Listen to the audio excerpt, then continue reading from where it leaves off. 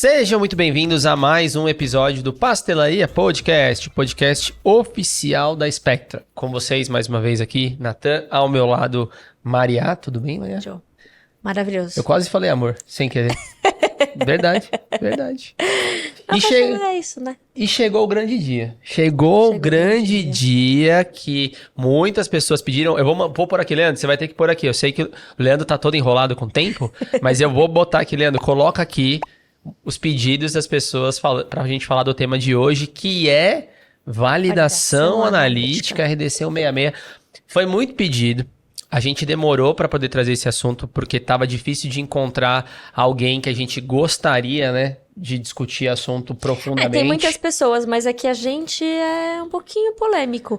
Então, eu precisava de alguma pessoa aqui, a gente precisava de uma pessoa que topasse essa polêmica. Trazer essa polêmica. Isso, topasse essa polêmica. Aqui.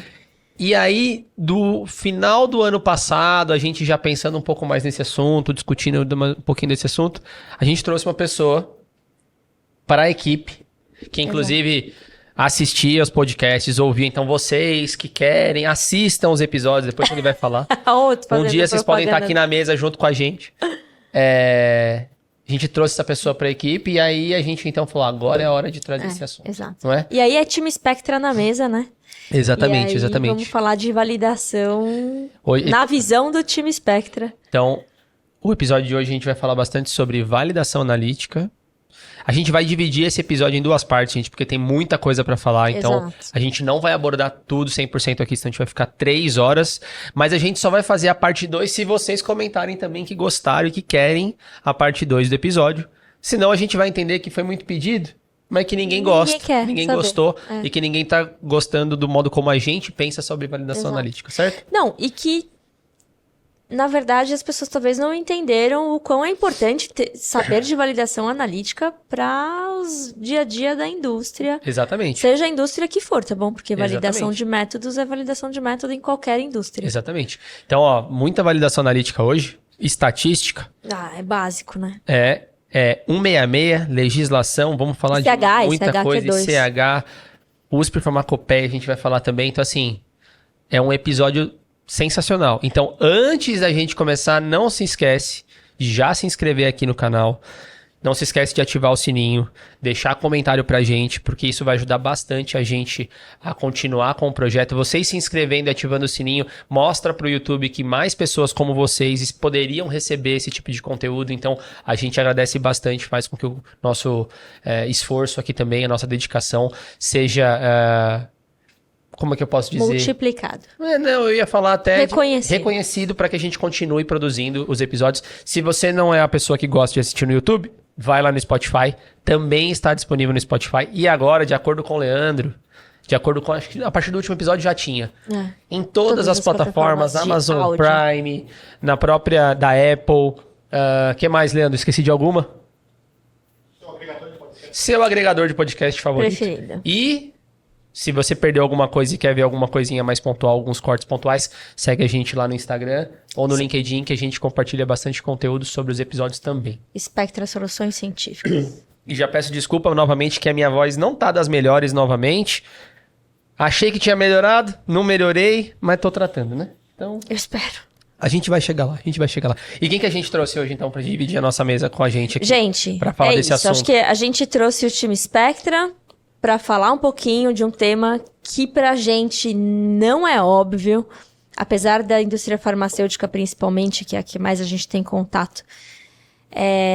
Tirar isso aqui de letra, né, depois, inclusive, que a gente teve uma transição da 899 para 166, apanhamos bastante, aprendemos bastante, hoje em dia todo mundo faz isso com muita tranquilidade, porém, de uma forma que a gente acha que ainda falta um pouquinho pra gente chegar.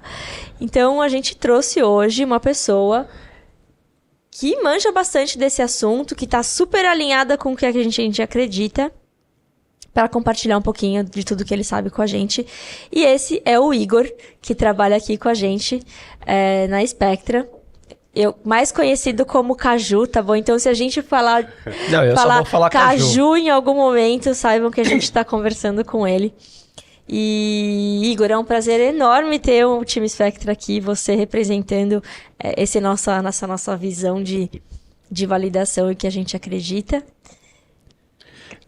É uma honra para mim estar aqui. Como vocês mencionaram antes, eu acompanho a Spectra desde o primeiro episódio, na verdade, um pouco antes já nas redes sociais, né? E acho que nunca falei para vocês, mas a primeira vez que eu vi na Spectra, acho que foi pouco depois que você já fundou a Spectra, né, Maria? Uhum. Que acho que você conversou com a minha orientadora lá da Unicamp, a Márcia. Professora Márcia. E ela comentou, nossa, a Maria tá fundando a Spectra, empresas de consultoria e tudo mais. Confio muito no trabalho dela, acho que vai ser bacana. E desde então, eu ouço bastante o nome Spectra. E para mim é uma honra, sem dúvida, muito grande fazer parte agora do time. E um privilégio imenso e uma grande responsabilidade falar desse tema aqui com vocês. Sem dúvida, sem dúvida. Só para me apresentar um pouco, né? Calma, eu vou te fazer a pergunta. Você não quer receber a pergunta? Olha, uma honra receber. Fora, não, meu querido, todo mundo... Eu tava tentando fugir dessa pergunta. Você tava tentando fugir. Você pode ser mais simples, enfim, você responde da forma como você quer. Mas conta pra gente quem é o Igor Caju na Barraca do Pastel. Nossa, quando sai essa pergunta... A gente já recebeu essa pergunta também, não é? Não é uma pergunta simples. Não é uma pergunta fácil, Mas conta um pouquinho de onde Olha, é que ficou você até sem veio. palavras. E o pior é que vocês estão engraçado. pensando assim, mas o Caju quando vem aqui, quer dizer, quando ele tá com a gente, com a equipe toda aqui, ele não é assim, não. Ele fala bastante. Ele tá fingindo que é tímido. Ele tá fingindo que é tímido, porque aqui na mesa não é assim, não. Faz café como ninguém, bebe café comigo como ninguém. Exato, acompanhando a gente. Tivemos que dobrar a quantidade de café da empresa agora. Exato. Vai. Virou cusfix. Agora passou de prazer e virou cusfix. Pois bem, quem sou eu? Eu sou Igor. Sou nascido em Teresina, no Piauí. Passei minha infância no interior do Piauí. E cheguei aqui no estado de São Paulo, mas especificamente em Campinas em 2011 para fazer o curso de graduação em Química na Unicamp. E basicamente é minha segunda casa, a Unicamp. Eu estou lá desde então, estou terminando o doutorado agora. Fiz a minha graduação durante 6 anos, no qual um ano eu dediquei para fazer estágio. E só para introduzir esse tema de validação analítica, surgiu essa minha paixão pelo tema no estágio. Eu entrei no laboratório da professora Márcia no final de 2015 e logo, pouco depois, eu consegui esse estágio que eu precisava para me formar. E no departamento de controle analítico, que dava todo o suporte para os laboratórios de análise, e a gente precisava realizar ensaios principalmente de validação. Então foi ali que eu comecei a ter bastante contato. E durante esse ano, que foi lá por volta de 2016, eu decidi que eu gostaria de continuar na academia, fazer mestrado, me aprofundar um pouco mais no tema, continuando com a professora Márcia, que já esteve presente aqui. E vai voltar de novo, aguardem. Estamos combinando aí. Tomara. Já que ela ia por essa linha também, né? Então, foi aí que eu comecei a me aprofundar mais, trabalhar um pouco na área de fármacos, no mestrado. Não satisfeito, continuei no doutorado. Então, no mestrado, tive contato ali com o 166, foi 2017, 2018, então foi ali já no nascimento da RDC 166, né? Então, eu peguei essa virada, então eu basicamente não conhecia a 899. Isso é bom, né? Porque você não vem viciado. A males que vem pro bem. Não vem viciado da 899, que era bem simples. Me aprofundei muito nela, na verdade, eu passei o olho assim, mas a Márcia comentou algumas diferenças, peguei, mas abracei ali a 166. Se serve de consolo também, eu nunca fui atrás da 899. Então... eu sou da época da 899, então... Já tava não, eu não sou da época da 899. Eu sou. Então, e depois fiz o meu mestrado, validei meu método com base na 166, e aí veio o doutorado. Não lembro exatamente se ainda foi no mestrado ou foi no doutorado, que a professora Márcia falou de um artigo lá e falou que eu queria que eu explorasse um tema que um grupo de pesquisa lá da Bélgica trabalha bastante, falando de erro total. Deixei ali no cantinho na lista de coisas a se fazer. E no doutorado veio, como eu posso dizer, umas reflexões sobre como a validação é feita hoje. Porque esse erro total a gente vai falar mais para frente, o que é exatamente, mas antes precisamos entender nosso panorama que a gente se encontra hoje, né? E aí então a gente vai pegar aí um pouco da 166, do Q2, trazer um pouco aqui nossas reflexões, né? O que a gente espera pro futuro, né? Exato. E aí, só pra gente fechar a história do Caju... Ah, tá. Então você tá defendendo... Então, você tá... aí no seu doutorado... Tá pra defender agora. Tá pra defender o doutorado. Já terminou tudo, já. Tá só esperando o prazo. A tese tá escrita, tá em processo de revisão dos orientadores. A gente vai levar lá a plaquinha Time Spectra, vai ficar fazendo, né? Aquela propaganda quando a gente estiver na defesa dele, né? Exato. Então... Se ele deixar, né? Não, vai deixar. Totalmente aberto. Não é? Tá vendo? O negócio vocês teriam um tempinho na correria do dia a dia. Não, a gente vai dar um jeito. A gente leva o notebook. Levou o notebook, dá pra... A gente faz questão. E aí, calma. E aí o Igor, Caju, né? Enfim. A gente tem essa conexão com a professora Márcia. A gente admira muito o trabalho dela, né? Vocês que não escutaram o podcast da professora Márcia, vai ter um card aqui passando aqui em cima. Vai ter um card passando aqui em cima. Volta lá, que é um episódio necessário de QBD. É um dos mais longos, um dos mais vistos, um dos mais comentados. Exato. Vale super a pena. Aulão. Vale super a pena. E... O que você ia dizer? E aí a gente, com essa proximidade e tal, a gente sempre fala com ela e acompanhando o trabalho dela, a linha de pesquisa dela, a gente foi conhecendo, né, tudo que ela faz e conhecemos o Igor e acabamos entrando aí numa conexão com ele desde o ano passado até, né? Isso. E aí, esse ano a gente decidiu, falou, não, a gente tem que ter um especialista nessa área que para nos ajudarem com outras coisas. O Igor também tem bastante projetos foco futuros. Aqui. No Fusion, que a gente trabalha, etc. A gente vai falar um pouquinho mais pra frente. E aí ele se juntou aqui ao nosso time. E hoje cá estamos. Antes da gente falar e começar a entrar, inclusive eu tenho perguntas, eu tenho receio de começar a fazer pergunta pro Caju, porque a gente não entrevistou todos os nossos colaboradores aqui da Spectra. E eu tenho certeza que os que assistir, né, quem assistiu os episódios aqui, vão falar, nossa, vocês não me fizeram essa pergunta. Você sabe que vai acontecer. Mas é ótimo, porque daí eles vão querer sentar na mesa, porque você sabe, vai acontecer. Eles são meio envergonhados. Mas eu tenho perguntas pra fazer pra você. Mas antes da gente fazer... Mas antes da gente entrar nesse assunto específico, eu queria aproveitar o momento e dizer que para você aprender, para você desenvolver uma boa validação analítica, para você aprender a ter um resultado com confiança, com baixo erro, que é o que a gente vai falar, e as incertezas, você tem que dar um passo atrás para entender um pouquinho sobre cromatografia, você tem que entender um pouco sobre desenvolvimento de método, entender as possibilidades ou aonde podem estar os erros quando você desenvolve método, quando você está realizando um método cromatográfico. Então, aproveitando esse momento aqui, eu não posso deixar de convidar vocês para participar do evento gratuito online dos nossos parceiros do Cromatografando, que vai acontecer agora dos dias 18 a 20 de junho, que é o famoso Descomplicando o HPLC, para você entender na prática cromatografia do básico até o avançado, porque o Miller, inclusive, passa muito conteúdo, muita informação. Então, o Leandro vai deixar um QR Code. Leandro, ó, já tá se ferrando de novo. Vai ter que fazer aí, vai ter que editar, não vai ter jeito. Vai ter um QR Code passando na tela ao longo do episódio. E vai ter o link na descrição também para vocês, para quem quiser conferir um pouquinho. Então, nós convidamos todos vocês a conferir lá, participar do evento, pelo menos ver se vocês se importam, se interessam ali com o conteúdo. Eu tenho certeza que o Miller é um ótimo professor, eu já participei, eu já assisti, inclusive, tanto dentro quanto fora, assim, acompanhando eles pelos bastidores e assistindo online. Então, é um conteúdo gratuito muito bacana, que, como eu falei, vai te ajudar muito.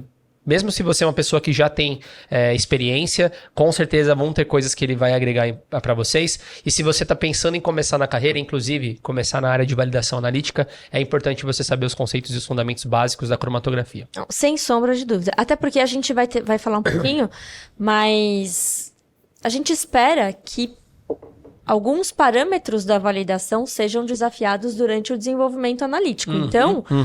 não dá para não conhecer o desenvolvimento analítico Para chegar na validação, assim, Exatamente. Você tem que passar por isso. Né? Exatamente. Então, fica aí novamente o convite, Descomplicando a HPLC para vocês, do dia 18, 19 e 20 de junho. Agora já tá para acontecer nos próximos meses. Acessem o link que a gente vai deixar na descrição, beleza? Certo. Caju, a minha primeira pergunta para você, que não tem nada a ver com ainda a validação, e que, Iris, desculpa, não fique enciumada. Tatá e Gabriel também não fiquem enciumados. A Tchatcha, eu sei que ela não vai ficar. Então tá tudo bem. Quando você veio do Piauí pra cá, você veio já com intenção de estudo, certo? Isso. Eu acho que eu nunca te perguntei isso aqui. Só que você falando, eu acabei... Você viu muita diferença nível de estudo lá e daqui, dos seus amigos que estão lá? Hoje você me falou de um amigo seu que estava no ITA, então assim... É normal, né, virem pra cá, talvez. Apesar de que o ensino, de certa forma, dependendo da região que a gente estiver falando no Nordeste, são ensinos de referência, Exato. Principalmente o básico e tudo mais. E, por exemplo, se você conseguiu entrar numa universidade pública, de fato, você teve um ensino muito bom, né, independente sobre isso. Então, como é que você vê essa diferença de lá e de cá? Se tem diferença, né? Pra você. É que é um tanto cultural, assim, né? É que eu não tenho, assim, muita base para falar, porque, de certa forma, eu sempre tive um privilégio de ter estudado em colégios muito bons. Isso, infelizmente, não é realidade. Sim. Piauí, em comparação ao São Paulo, é um estado muito pobre, né? Principalmente, assim, em região do interior, então não tem como comparar muito bem, assim, diretamente o ensino. É questão de políticas públicas mesmo, né? Sim. Mas eu tive, como eu comentei, o privilégio de estudar em colégios muito bons, inclusive o colégio que eu estudei em Teresina, quando fiz o ensino médio lá, foi até polêmica, assim, lá por volta de 2007, foi assim o ano que eu entrei lá. Obviamente, acho que ninguém vai lembrar. Lá do Enem, teve um colégio do Nordeste, que foi o primeiro do Enem, e deu muita polêmica, como pode, né? O Enem... não é lá essas coisas, mas na verdade o colégio ele sempre foi muito focado em ensino de educação. Tinha um professor lá, o professor Marcílio, que era uma referência no estado, na verdade. Infelizmente ele faleceu um ano antes de eu entrar nesse colégio. Tanto é que o estado declarou luto de tão importante que ele era. Que legal. E realmente revolucionou de uma certa forma o ensino lá, né? Então o ensino básico lá é muito bom mesmo. Uma pergunta, você sempre quis química no final, ou não? Eu te perguntei isso já alguma outra vez ou não? Não, nunca perguntou. Então tá. É que eu costumo falar por que eu faço química. Foi coisa assim meio aleatória. Acho que foi mais ou menos segundo ano. Quando eu reprovei o primeiro ano, aí fiz o primeiro repetir, né? E comecei a me destacar um pouco em química. E no segundo ano, a gente era química geral mesmo, né? E no segundo ano ela era dividida em fisicoquímica e química orgânica. E a fisicoquímica era o terror do pessoal do segundo ano. Primeira prova era um monte de zeros. E a gente chega no segundo ano com aquela apreensão. Aí eu, na época, assim, por alguns motivos pessoais, eu estava interessado em fazer psicologia. Aí eu falei, não, bora ver como eu vou sair em fisicoquímica, se eu sair bem... não me pergunte por quê, hoje em dia eu não tá tudo bem. Daria muito bem. Aí eu fiquei quando eu cheguei no segundo ano, nessa apreensão, botei uma meta assim pra mim, ó, se eu for bem nessa disciplina fisicoquímica, eu vou pensar em fazer química, né? Aí eu realmente me destaquei bastante. Era uma disciplina assim que poucas pessoas tiravam a nota acima da média necessária do colégio. Sim. E eu falei, ó, eu acho que tem... Acho que eu levo jeito. Eu tenho um jeito aqui. Geralmente as pessoas lá, no colégio como eu estudei, geralmente iam pensar em medicina. Mas eu nunca quis muito essa área. Muita gente da minha família, inclusive meu pai e irmão, são médicos, mas eu sempre tentei ir um pouco fora aí do fluxo, né? E você não chegou a pensar nas próprias universidades do Piauí ou Bahia, que é mais próximo e famoso? Na verdade, eu cheguei a passar na Federal do Piauí, na época que tinha um vestibular deles ainda seriado, agora que eu dei Enem. Pelo Enem eu passei na Federal do Ceará e eu fiz Unicamp. Inclusive a primeira vez que eu saí do Piauí foi para fazer o vestibular da Unicamp, mas foi ali em Fortaleza, né? Eles faziam uma prova lá ainda. Então era 30 minutinhos de voo, foi rápido. Mas... Peraí. O Natan é assim. Não, é que eu falei se você tinha pensado em fazer química. Não, mas por que ele tava falando por que ele escolheu fazer química? Isso. Aí depois desse destaque que eu sentia que eu tinha, né? O terceiro ano eu me dediquei bastante a estudar mais química. E eu comecei a pesquisar algumas universidades. Tinha universidade de Pernambuco também, que era muito boa. Mas meus professores, tinha 3 professores no terceiro ano, era dividido lá em inorgânica, fisicoquímica e orgânica já, era bem, não sei como é em geral. E os 2 de inorgânica e fisicoquímica eram irmãos, eles tinham viés, assim, gostavam muito da Unicamp, as provas eram baseadas nas provas da Unicamp. Eu comecei a olhar bastante para a Unicamp, só que seria um pouco difícil vir para cá, era distante da família, não tinha ninguém para cá. Pensei bastante em não vir, mas conversando com meus pais, eu tive super privilégio, agradeço imensamente, assim, sou super grato por todo o apoio que eles me deram, né? E cheguei aqui. E é uma ótima, além de ótima universidade, é uma ótima cidade para se morar, né? A gente tava discutindo isso um pouquinho antes do episódio. Tô lá já, morando há 12 anos. Veio e não voltou. Não, exato. Maravilha, muito bom. Podemos começar a falar de validação, então? Bora. É que essa pergunta, quando ele começou a falar, eu pensei, nunca perguntei isso pra ele sobre ter vindo pra cá mesmo, né? Porque não é fácil. Ainda mais se você... Assim, a gente não tá falando de 2 horas de viagem. Né? A gente não tá falando de 2 horas de viagem, né? A gente tá falando de uma distância de avião aí, que é complicada, né? Então, não ter família... Mas isso é muito comum, acho que a graduação nem tanto, mas a pós-graduação é bastante, sim, né? Mas eu também tive muito privilégio de conhecer pessoas maravilhosas nessa caminhada da graduação.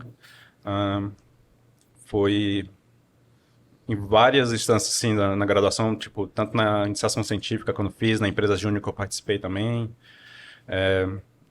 nos pensionatos e repúblicas que eu morei, então são amizades que ajudaram a formar, tipo... sua família aqui, um ambiente de família aqui. Com certeza, isso ajuda bastante. Muito bom. Vamos lá? Falar de validação, o povo tá esperando. Eu queria fazer um preâmbulo, nem sei se é essa palavra, mas tá tudo bem. Vamos tentar falar isso pro Caju essa semana. Eu tenho os dados aqui que eu vou mostrar pra vocês, que realmente é espantoso. A gente fez alguns exercícios aqui antes de começar o episódio. Os dados que eu vou ler pra vocês aqui é do próprio site da Progenéricos do mercado farmacêutico Brasil hoje, né? Então, hoje o Brasil conta com cerca de 97 fabricantes de genéricos, responsáveis por mais de 2.335 registros de medicamento, que derivam a quase mais de 4.500 apresentações comerciais. Isso é muita coisa. Na nossa experiência trabalhando na nossa experiência na indústria farmacêutica, trabalhando com uma das top 5 indústrias, dependendo do ponto de vista que vocês olhem, qual a análise que vocês estão fazendo, né? E considerando que a gente acaba permeando outras grandes indústrias, a gente tem uma estatística que a gente fala que as indústrias geralmente tentam registrar cerca de 20 a 30 produtos por ano, certo? Em média. Em média. Tem umas que vão mais, tem umas que vão menos. 50 projetos por ano. Não. Exato. E aí eu comecei a fazer umas contas aqui rápidas com o Caju e depois aqui com a Mariá, de quantas... Bom, para cada produto médico, cada produto novo que a gente registra, você tem que desenvolver um método de validação. Não. Não, você pode... Não, pelo menos um método que você vai ter que desenvolver ali. Para você desenvolver um método... Nossa, mas acho que nem pelo menos, porque são muitos. Para você desenvolver um método de validação, a gente fez uma conta aqui, o Caju vai falar rapidamente daqui a pouco, dá mais ou menos em média umas 50 injeções num HPLC. Quantas mais ou menos que a gente fez? Respeitando todas as... respeitando mais ou menos... O mínimo necessário pra gente fazer. Em legislação RDC 166, né? Exato. Então, olha a quantidade de injeção para um produto, para um método. Se der certo, né? Contando que é uma injeção. Além de se der certo... Deixa overnight lá, voltou de manhã. Além de se der certo, Exato. Se tiver algum erro, se tiver atraso no desenvolvimento, se tiver uma série de outros parâmetros, isso vai aumentar muito mais, porque você muitas vezes vai ter que ficar replicando. Então, só mostrando esse dado, esses números, essas informações, eu queria trazer a importância que é a validação analítica para dentro do mercado farmacêutico. Então, a validação analítica, ela é muito importante. Se você, então, que está nos ouvindo, quer entrar na área da indústria farmacêutica, a validação analítica é uma ótima porta de entrada. Claro, você tem que aprender sobre, mas é uma ótima porta de entrada. Por quê? Porque é muita gente trabalhando, é muita hora homem, é um custo absurdo, porque cada injeção, a gente está falando aqui, uma injeção de um HPLC, a gente está falando de, sei lá, 40 minutos a 1 hora de corrida, e eu estou chutando baixo aqui, já são 50 horas para analisar, então assim, é muita coisa. Então, o primeiro ponto é, do meu contexto aqui. Validação analítica é uma área super importante, é uma área que tem muita gente trabalhando, tem grandes equipes trabalhando, muitas pessoas, muita hora homem. Então, vale a pena muito você aprender. O segundo contexto, que é o que a gente vai discutir ainda durante o episódio, é: será que tem formas de reduzir, ou pensar diferente, ou pensar fora da caixa? Otimizar, né? Otimizar que diminuiria esse número de injeções? Talvez até, quiçá, pensando, precisa fazer tantos e tantos métodos? Então, não, eu acho essas são as perguntas que a gente quer resolver na parte 1 desse episódio. Eu acho que, na verdade, além disso, é pensar numa otimização no sentido de fazer uma boa validação, fazer com que esse método não volte, né? Fazer com que esse método não tenha nenhuma complicação na rotina, porque a gente vai falar, né, do objetivo da validação, mas esse cuidado, na verdade, a validação, ela cuida para que aquele método cumpra com seu objetivo, né? E aí é um momento de desafiar o método, o momento de medir todos os erros ali que são implícitos à técnica e ao método. Então, é necessário ter muito cuidado com esse momento. E o que a gente mais vê na prática, assim, é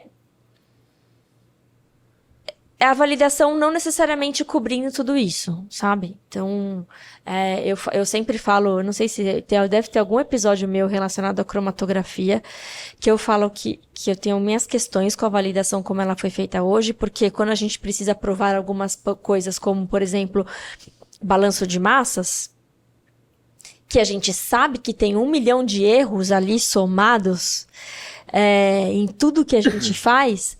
E aí a gente tem que provar que tem 100% de balanço de massas, e a própria regulamentação permite que a gente contabilize o erro analítico para dizer que eu não preciso ter 100%, porque, né, eu tenho muitos erros.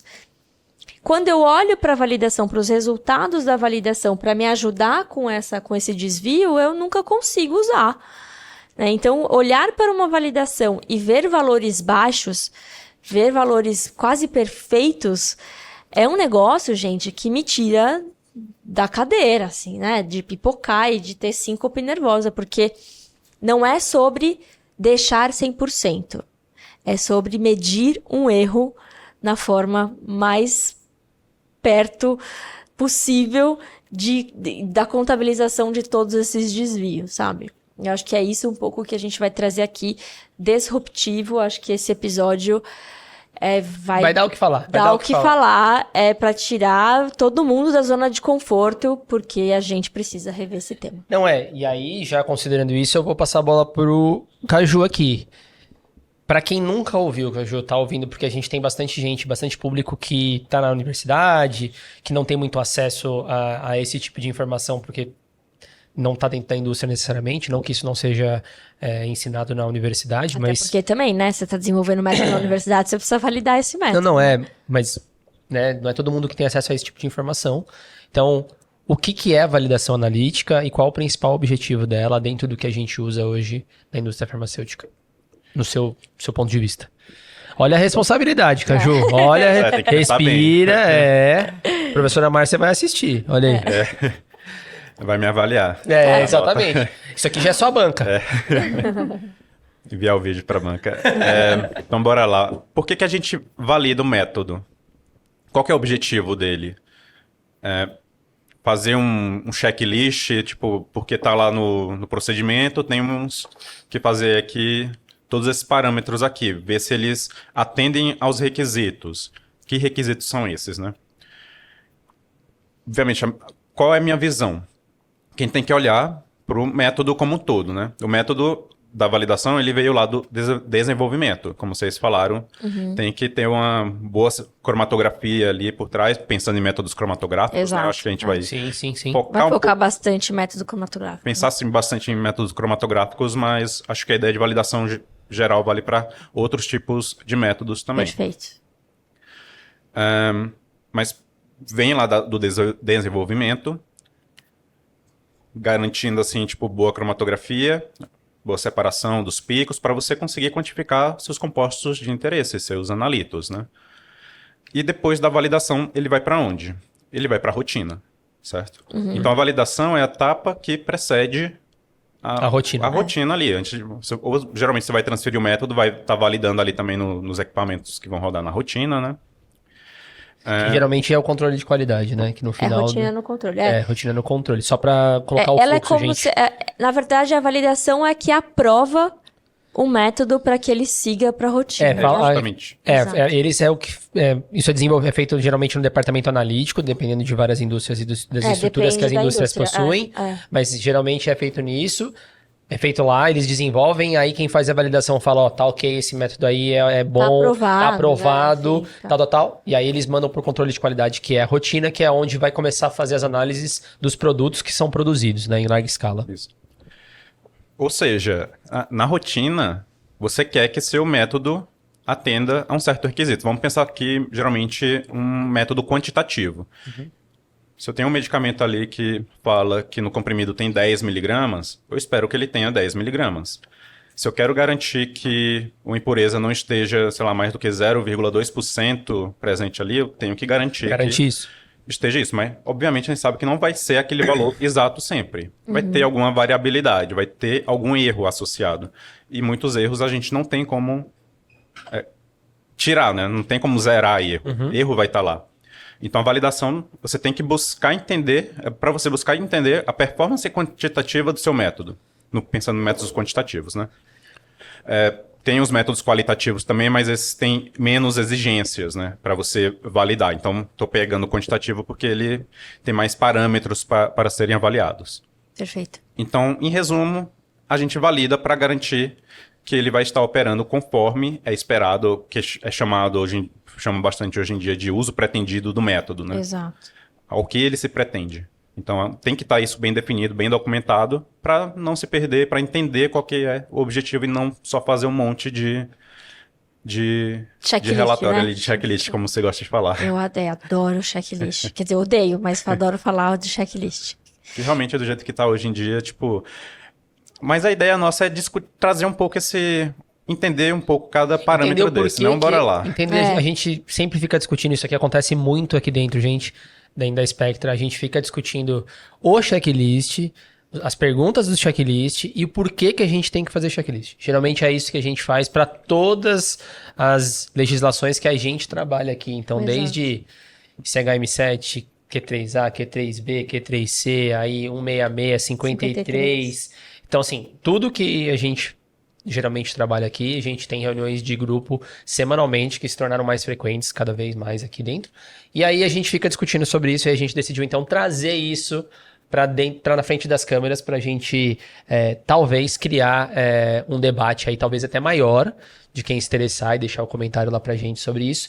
E aí, quem sabe, se vocês quiserem, a gente continua falando desse contexto. E eu acho que assim, também, só complementando o seu resumo, é que além da validação desafiar o método, ela é a responsável por medir esse erro, certo? Exatamente. Então, é isso que você disse, assim, não é que não vai ter erro, toda medida tem erro. Tudo que a gente faz tem algum erro intrínseco ao que a gente está fazendo. A questão é quantificar esse erro, e aí que é, para mim, o ponto que mais me dói, porque aí, de fato, a gente não está cumprindo muito bem com esse objetivo hoje em dia. Mas é importante já acrescentar que para medir quanto desse erro é permitido, temos que ter parâmetros para isso, né? Exato. Então, é sempre importante checarmos quais são as nossas especificações. A gente quer garantir que nosso método opere dentro daquelas especificações. Então, o erro pode ser tão grande quanto aquela especificação permitir. Perfeito. Então, por isso que um IFA, por exemplo, que está quase puro ali, o medicamento quase puro, a droga, né, quase pura, tem um erro associado ali, geralmente tem que estar mais ou menos 1%, mais ou menos 2% no máximo. Então, à medida que você vai tendo concentrações menores... Agora, por quê, né? Por que isso? Bora tentar entender um pouco como esses critérios de aceitação, que chamam, né, ou especificação, vão se encaixar dentro do nosso objetivo do método, né? Perfeito. Eu tenho uma pergunta conceitual sobre... Aí, nunca pensei isso com você também, vamos falar isso agora. A pessoa que trabalha com validação analítica, ela trabalha com quais ciências diferentes, né? Pensando aqui, estatística, óbvio, acho que é básica. Assim, é a básica. Então, galera... Se vocês quiserem episódio de estatística, coloca aí. Eu, Caju, voltamos. Iris voltará aqui também. Maria também. A gente vai fazer só assistir mesmo. Sobre estatística. O que mais? Cromatografia, talvez? Aqui no contexto que a gente está falando aqui é cromatográfico. Se a gente né? trabalha com cromatografia, tem espectroscopia, ou então... Química analítica, eu acho, né? Química analítica de forma geral. De forma geral. Tanto instrumental quanto... Tem mais alguma que você pensa? Alguma outra ciência aqui que a gente... Porque a estatística, ela já engloba muita coisa, né? A estatística é que virou tipo uma disciplina separada, mas é uma ciência geral, assim, para dar todo suporte a decisões, tomadas de decisões, né? Exato. Então, acho que a gente precisa entender a estatística como uma ferramenta de tomada de decisão. A gente vai usar suas ferramentas, olhar para o nosso problema e decidir. Esse erro para mim é aceitável ou não? Com quanto de confiança, né? A gente vai ter termo comum de confiança. Então, lembrando que a gente tem que adotar uma especificação para isso, para a gente assumir erros, né? Perfeito. Então, a estatística traz muito isso. A gente vai assumir muitas coisas, fazer suposições, etc. E eu colocaria só mais uma... Vai lá. Uma área do conhecimento que eu acho muito importante, que quase nunca a gente engloba, porque talvez não seja considerado algo tão científico, né? Considerando aí a essência da ciência, talvez. Mas existe uma ciência regulatória por trás também, sabe? É que não existe essa definida... não tem ciência regulatória, mas assim, existe uma inteligência regulatória que não tem a ver também não existe com... Não, existe, mas é de outra forma. As pessoas que trabalham com regulatório... Não existe uma matéria nas faculdades não de tem. Inteligência regulatória. Exato. Talvez tenha no futuro, né? Mas tomara, por enquanto ainda não tem. Mas eu acho que é isso, porque a regulamentação, ela tá por trás de tudo que a gente vai fazer, o que a gente é obrigado a fazer. E para que a gente incorpore essas áreas do conhecimento que vocês citaram, é preciso haver regulamentações, né? Então, eu acho que... E essas regulamentações precisam fazer sentido, precisam ser redigidas, enfim, é super complexo chegar até algo que vai tentar harmonizar tudo que as pessoas fazem, acho que né? essa é a maior dificuldade, porque essa questão regulatória também tem que ser um pouco fluida, não pode ser engessado, né? Exato, até porque a gente está falando de ciência... As empresas têm que se adaptar à sua realidade também, né? Exato. É uma coisa que nos episódios da Anvisa a gente ouve muito falar isso, né? Você sabe que até já vai pensando aí, como você é um cara que ouve os nossos episódios, né? Você vai ter que sugerir livros no final. Já até sei qual você vai sugerir, mas você vai receber essa pergunta aí, mas tudo bem. Mas tem uns 2 aí, eu acho, uns 3 que eu sei que você sugeriria, mas tudo bem.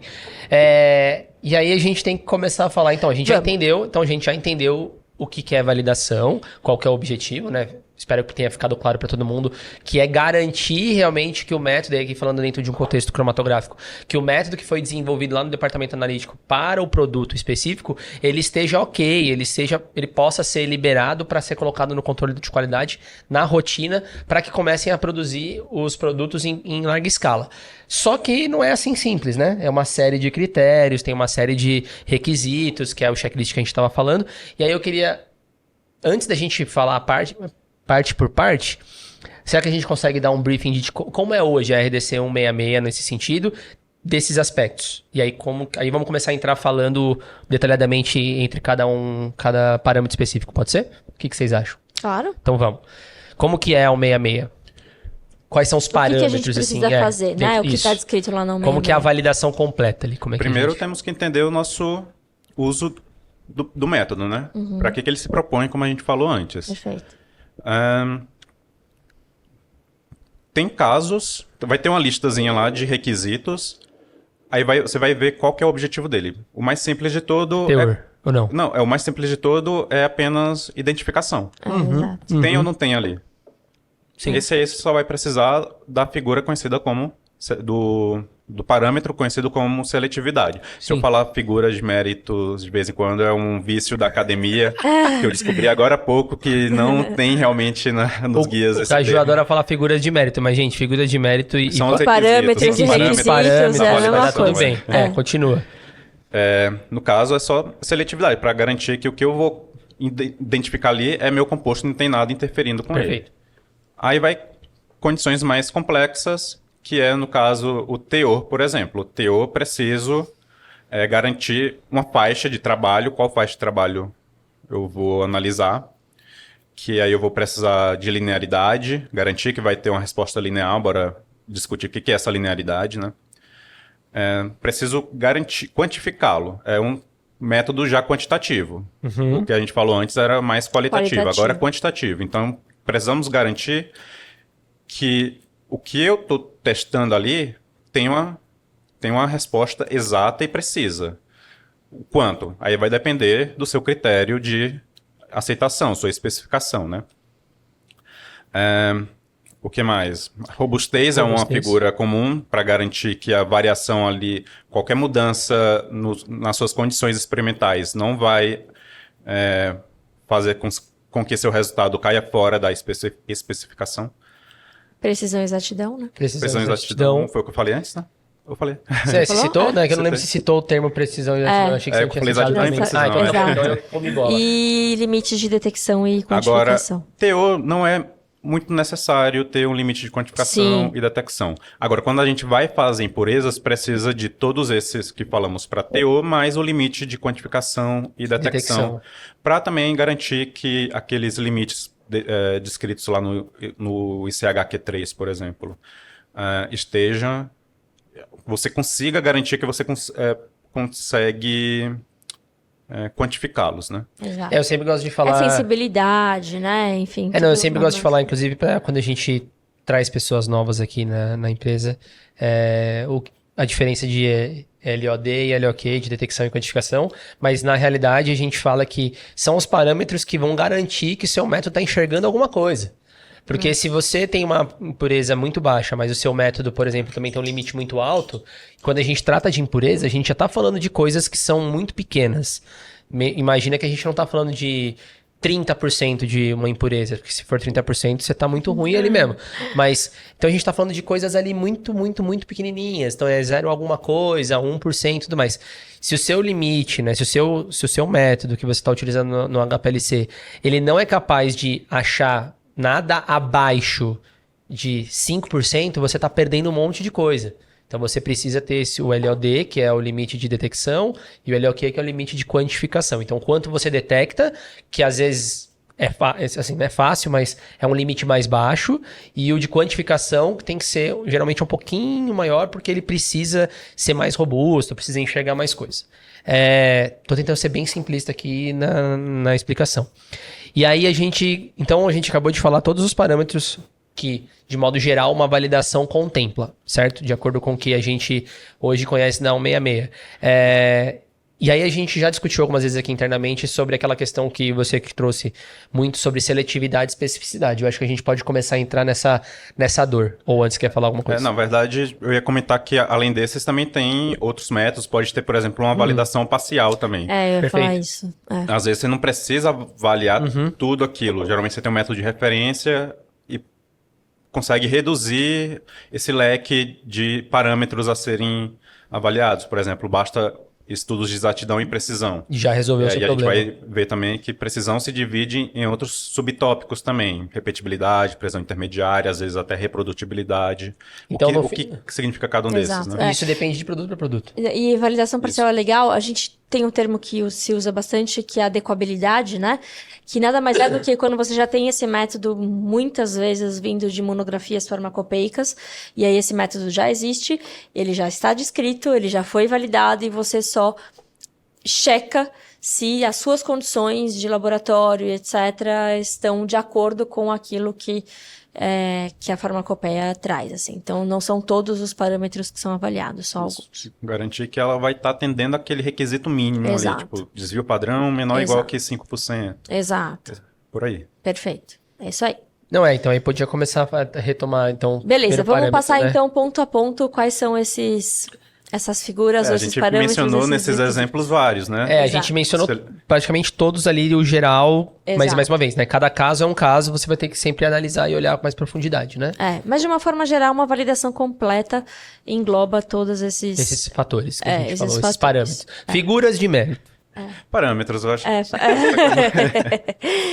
Beleza, então vamos começar por acho que dos mais polêmicos, que é seletividade e especificidade. Esse é bom. Esse o Caju deu uma aula interna aqui, foi bem bacana. Exato. Vai. Falou e não chegou... Não, pra mim eu entendi. Agora o resto da equipe parte tava boiando, assim. Exato. O que é a seletividade, Caju? Então, bora lá. Como a gente deu o exemplo aí, quando usar os requisitos, quando avaliar, seletividade era o único que é presente em todos. É o único, por exemplo, que é exigido mesmo no ensaio de identificação. Dependendo do tipo, também precisa do limite de detecção, né? Esqueci de comentar isso, mas tem isso. Então, o que é a seletividade? Seletividade é um termo polêmico, gostaria de fazer um retrospecto um pouco histórico assim. Gosto de retrospecto histórico. Não sou muito bom em falar histórias, mas só um panorama em geral, que é um termo que é usado muitas vezes como sinônimo de especificidade. Quem acompanhou já o Q2 R1, a primeira revisão, vê que o termo escrito lá está especificidade. O Guia RDC 166 da Anvisa já traz seletividade. Se for ver agora a segunda revisão do Q2, que está em consulta pública ainda, eles trazem seletividade / especificidade. Então veja que já começamos alguns problemas que a gente vai trazer outros aqui também, que é a questão de terminologia. O que é o quê, né? O que é o quê? Seletividade, especificidade. Primeira dica assim, que eu dou é que é importante você saber definir o que você está falando ali, para a gente entender o que você está considerando como seletividade, o que você está considerando como especificidade. Até porque as pessoas confundem muito e ficam intercambiando esses termos, quando na verdade não necessariamente eles são intercambiáveis, né? Exatamente. Então, como o pessoal usa muito isso como sinônimos, eu vou dar um pouco a nossa visão para até convidar reflexões também para a gente discutir o que achamos de seletividade e especificidade, né? Do meu ponto de vista, seletividade é alguma coisa que você consegue graduar, você consegue dar níveis para eles, né? Por exemplo, eu tenho um analito que ele tem um grupo cromóforo, ou seja, ele absorve ali na região ultravioleta visível. Então, consigo usar um método espectrofotométrico com ele, pegar ali um UV-Vis, né? Posso quantificar ele. O problema vai ser se eu tiver interferentes que também absorvam no UV-Vis. Perfeito. Faz sentido. Então, ele é seletivo até certo ponto. Ali ele começa a perder seletividade porque eu não consigo selecionar aquele meu composto de interesse frente a outros compostos. Então, a gente precisa aumentar o grau de seletividade desse método. Vamos colocar ali uma cromatografia. Cromatografia, o objetivo dela vai ser separar esse nosso composto de interesse dos demais interferentes. Se ele continua absorvendo no UV-Vis, a gente consegue usar um detector DAD, por exemplo. UV-Vis ou DAD.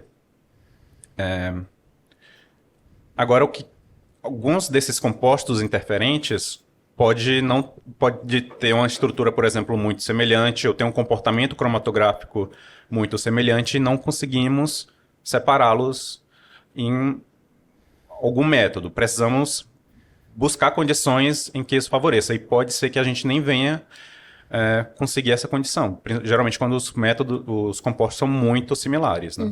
Ou seja, tem interações químicas muito semelhantes, então a dificuldade vai ser muito grande. Então, não teríamos seletividade para esses compostos que estão geralmente coeluídos. Sim. Pode ter o caso que eles tenham espectros diferentes ou espectros semelhantes. Geralmente, por serem compostos relacionados, o espectro vai tender a ser muito semelhante. Muito parecido. O detector não vai diferenciar quem é quem. Né? Então, é um problema. Então, podemos aumentar ainda mais o grau. Uma das técnicas comuns, apesar de um pouco inacessível para vários laboratórios, é a espectrometria de massas. A gente fena o cromatógrafo com o massas, e mesmo que esses compostos continuem evoluindo, conseguimos diferenciá-los com base na razão massa-carga. Então veja que a gente está sempre evoluindo graus níveis de seletividade. Especificidade, ao meu ver, é o grau final.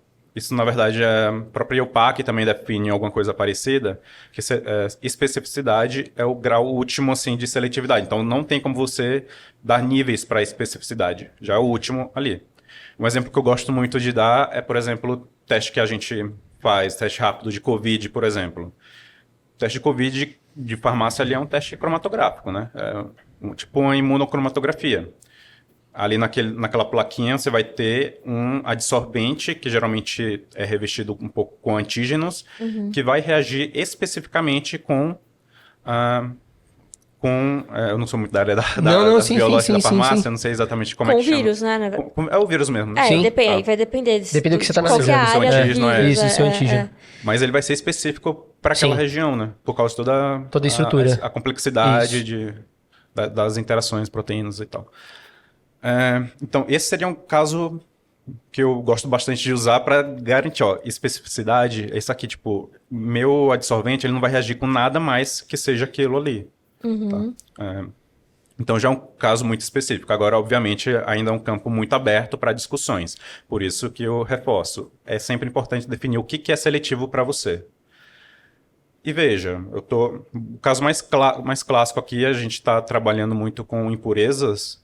Métodos de impurezas buscam fazer degradação forçada para tentar identificar o máximo de possíveis impurezas de um determinado IFA. Fazemos uma separação para garantir que vai estar totalmente separado, mas ainda assim temos sempre uma incerteza associada com aquele método cromatográfico. Meu pico vai estar realmente puro? Então, quais técnicas a gente pode usar para garantir que ele vai estar puro? Uma das muito conhecidas, acredito eu, que seja a pureza de pico. O que é a pureza de pico, né? O software lá do cromatógrafo, DAD, né? Ele vai... para cada tempo do cromatograma, geralmente aqui no começo do pico, no meio do pico e no final do pico, ele vai ver qual que é o espectro ali naqueles tempos. A gente espera que no começo, no meio e no fim, o espectro seja igual. A única diferença vai ser a altura, a intensidade do sinal, né? Porque é vinculado à concentração do que está saindo. Justamente, é lei de Beer, né? Isso. Mas a gente espera que seja igual. Se tiver uma pequena diferença, ele vai falar, não vai ser 100% puro, mas ainda assim pode ser algum problema ali no ruído, na linha de base. À medida que o espectro ali vai ficando bem diferente, ele vai começando a identificar que tem uma potencial impureza ali. Tá? Pode não estar coelindo exatamente no mesmo tempo de retenção, mas às vezes é um pico tão pequeno que ele fica sobreposto totalmente embaixo do pico maior, geralmente o IFA, né? Então começamos a ter alguma incerteza ali. Ou melhor, temos menos incerteza que há uma impureza ali, né? Seria o caso onde o software alertaria que o pico não está puro. Certo? Então, veja que tem essas ferramentas para a gente avaliar o quão seletivo o meu método está. Eu busco, obviamente, garantir o máximo de seletividade. Por quê? Porque eu vou depois querer quantificar ele. E eu quero garantir que o que eu estou quantificando ali é só do meu pico. Então, esse é o meu principal objetivo. E por isso que eu tenho que garantir que o meu método, antes de tudo, seja seletivo. Certo? Não, perfeito. Eu acho que existe essa confusão muito grande entre esses conceitos e quando a gente está falando de um método indicativo de estabilidade, então, que avalia produtos de degradação, a gente está falando de seletividade. Então, a gente quer que todos os picos possíveis de produtos de degradação estejam separados e bem resolvidos e que o pico do ativo, e que no mínimo o pico do ativo seja puro. Até porque uma coeluição com picos de impureza só é um prejuízo para a quantificação disso depois. Exatamente. Isso vale também para impurezas que são muito importantes, né? Principalmente as que são conhecidas ter algum efeito realmente tóxico, né? é importante quantificar ela. Com certeza. Ter o controle. Com certeza, com certeza. Bom, e aí então esse foi o primeiro contexto do que a gente diferencia. E pelo que a gente está comentando e pelo que a gente já comentou aqui internamente, nas nossas reuniões, vai ter confusão, né? Vai ter confusão nos termos, vai ter confusão no que é especificidade e seletividade para alguém vai falar seletividade e provavelmente tá falando de especificidade ou vice-versa, né? Mas a gente já vê aí pelo movimento do ICHQ2, pelo menos foi minha impressão, que eles mudando de especificidade já para botar especificidade ou seletividade, dá para ver que teve algum burburinho, algum questionamento. Então a Anvisa, por exemplo, eu sei que gosta do termo seletividade, tá lá, né? Perfeito. Para impureza principalmente, né? Que a gente tava falando aqui agora. Não, o método tem que ser seletivo. Ponto, anyway. Né? Anyway. Concordo. E aí, a gente tá fazendo um exercício aqui, viu, gente? Porque toda vez que a gente discute isso internamente, a gente tá mostrando o gráfico, a gente mostra a equação, a gente vai pra lousa aqui com toda a equipe, a gente tenta mostrar desenhos ilustrativos do que a gente tá falando. Então, é um exercício super complexo o que a gente tá fazendo aqui agora, mas eu acho válido porque tem gente que só tem a possibilidade de ouvir mesmo ali porque tá no carro dirigindo e tudo mais. Então, quanto mais ilustrativo a gente conseguir falar de estatística, mais legal vai ser, tá? Então, porque agora a gente entra em linearidade, por exemplo. Mais um parâmetro, certo? Ou vocês querem falar mais alguma coisa de especificidade? Tá tudo bem? Tá. Se tiver alguma dúvida, o pessoal manda, a gente vai falando. Esquece que é a parte 2, né? Se alguém quiser. Porque for falar de seletividade, vai ficar o dia todo. Exato. Linearidade. Eita. Quais são? Isso. Eu posso dizer que linearidade... Putz, será que eu penso... Eu ia falar... Desses parâmetros, os que tem mais dúvida, assim, eu sempre fico pensando na exatidão e na linearidade, mas eu não sei se são esses dois. Você acha que são os dois? Pela breve experiência que eu já tenho, assim, eu acho que a linearidade é um parâmetro complicado, dá muito medo nas pessoas. Com certeza. São muitas corridas para se fazer. Muitos dados para se juntar. Eu acho que a linearidade... Desculpa, pode falar. Desculpa, eu viajei. Cortou! Miserável. Não, é porque eu lembro da transição da 899 para 166.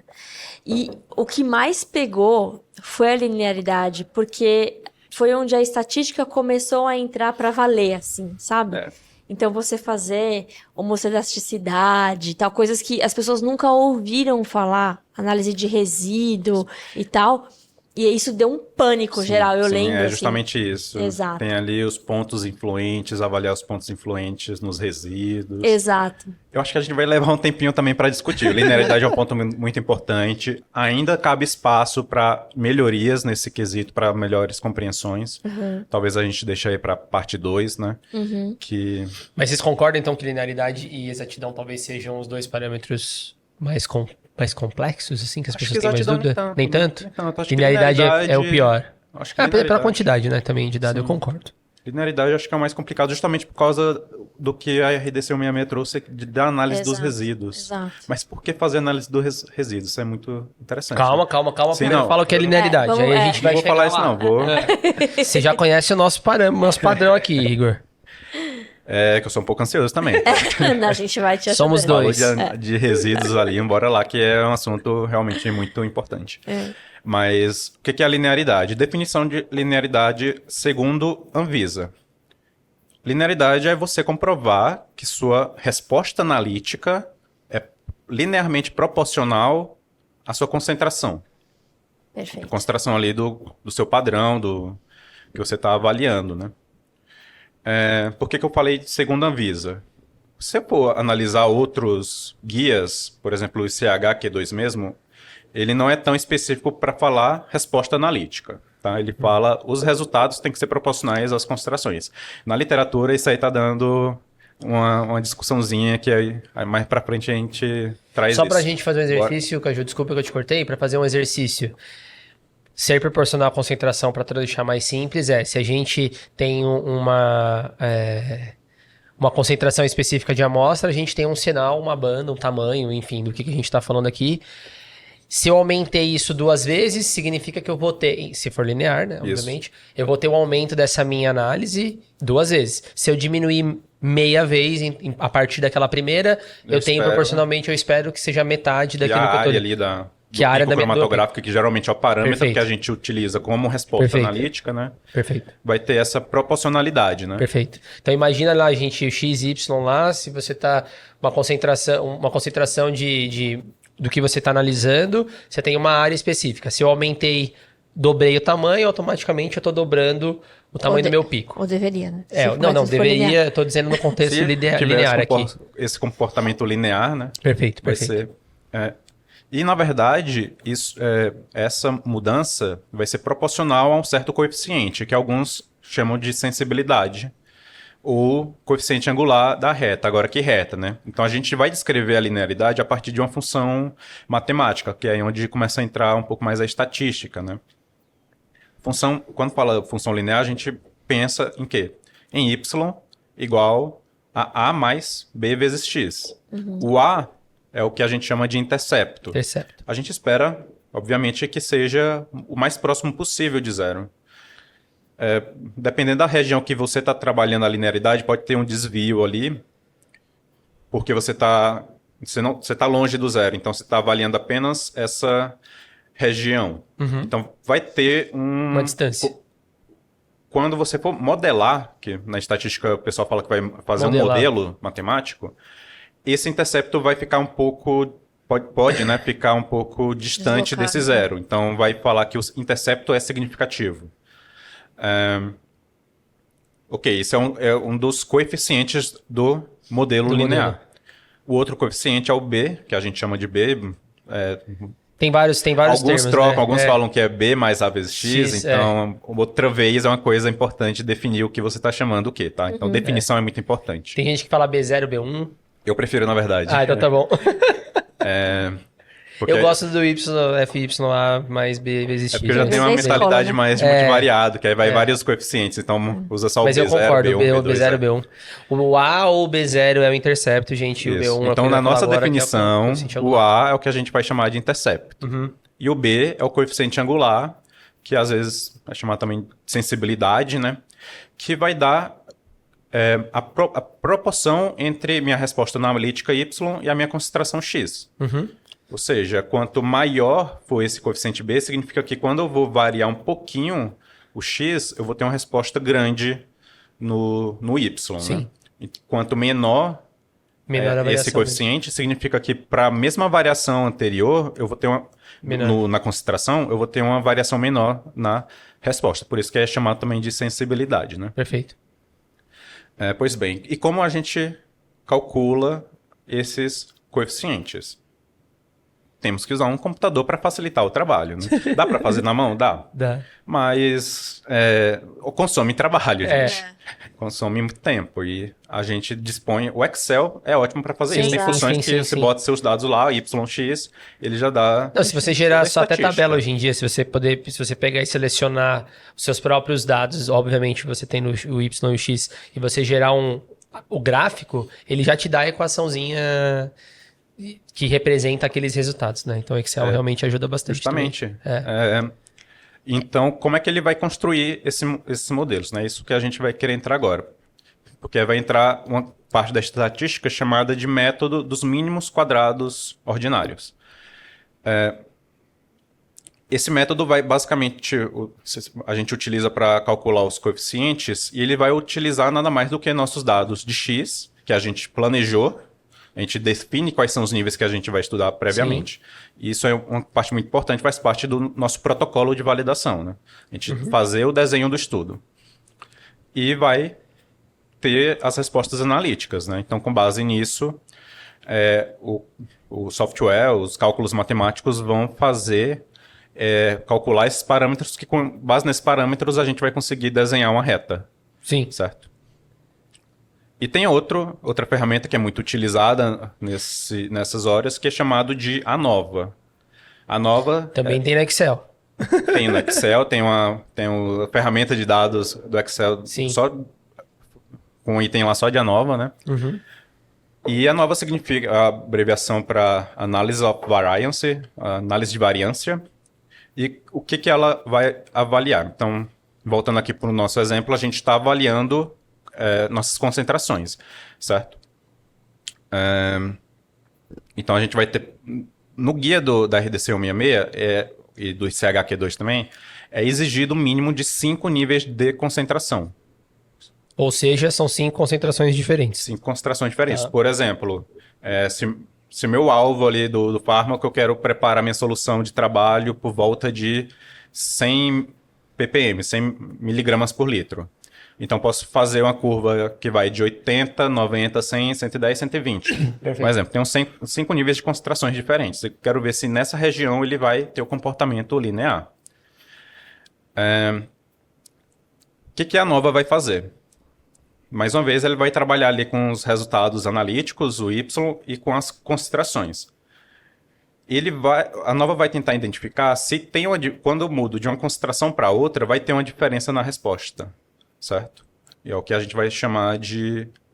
vai fazer o teste F mais para frente, né? Então, a gente vai ter uma variação. É importante outra coisa, eu falei só dos 5 níveis.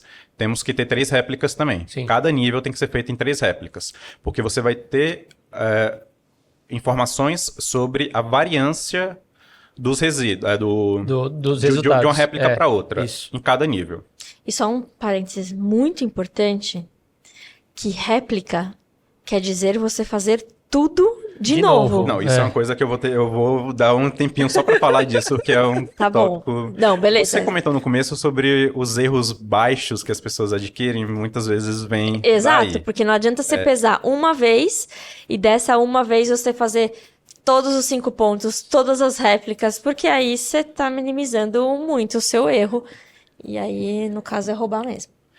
É roubar para dar erro baixo. Para fazer você voltar e continuar de onde você parou, o que a gente está falando até agora aqui é o seguinte, então, se vocês tiverem interesse em ver, lembra lá, regressão linear, é um tópico bem conhecido, vocês vão achar em várias informações e tal, e aí, ali você está fazendo uma relação de Y, que é igual a mais B vezes X. O A é o intercepto, que o Ju falou, e o B é o coeficiente angular. O Y, o que é o Y, gente? O Y é a área, o tamanho da área que você está analisando. Aqui a gente está falando de cromatografia, então o tamanho da área que vai sair o sinal que você injetou. E o Y, que ele é o resultado, ele é com base em quê? No X. Por quê? Porque é a concentração que você está injetando. Então o X é a concentração e o Y é a área que está sendo formada.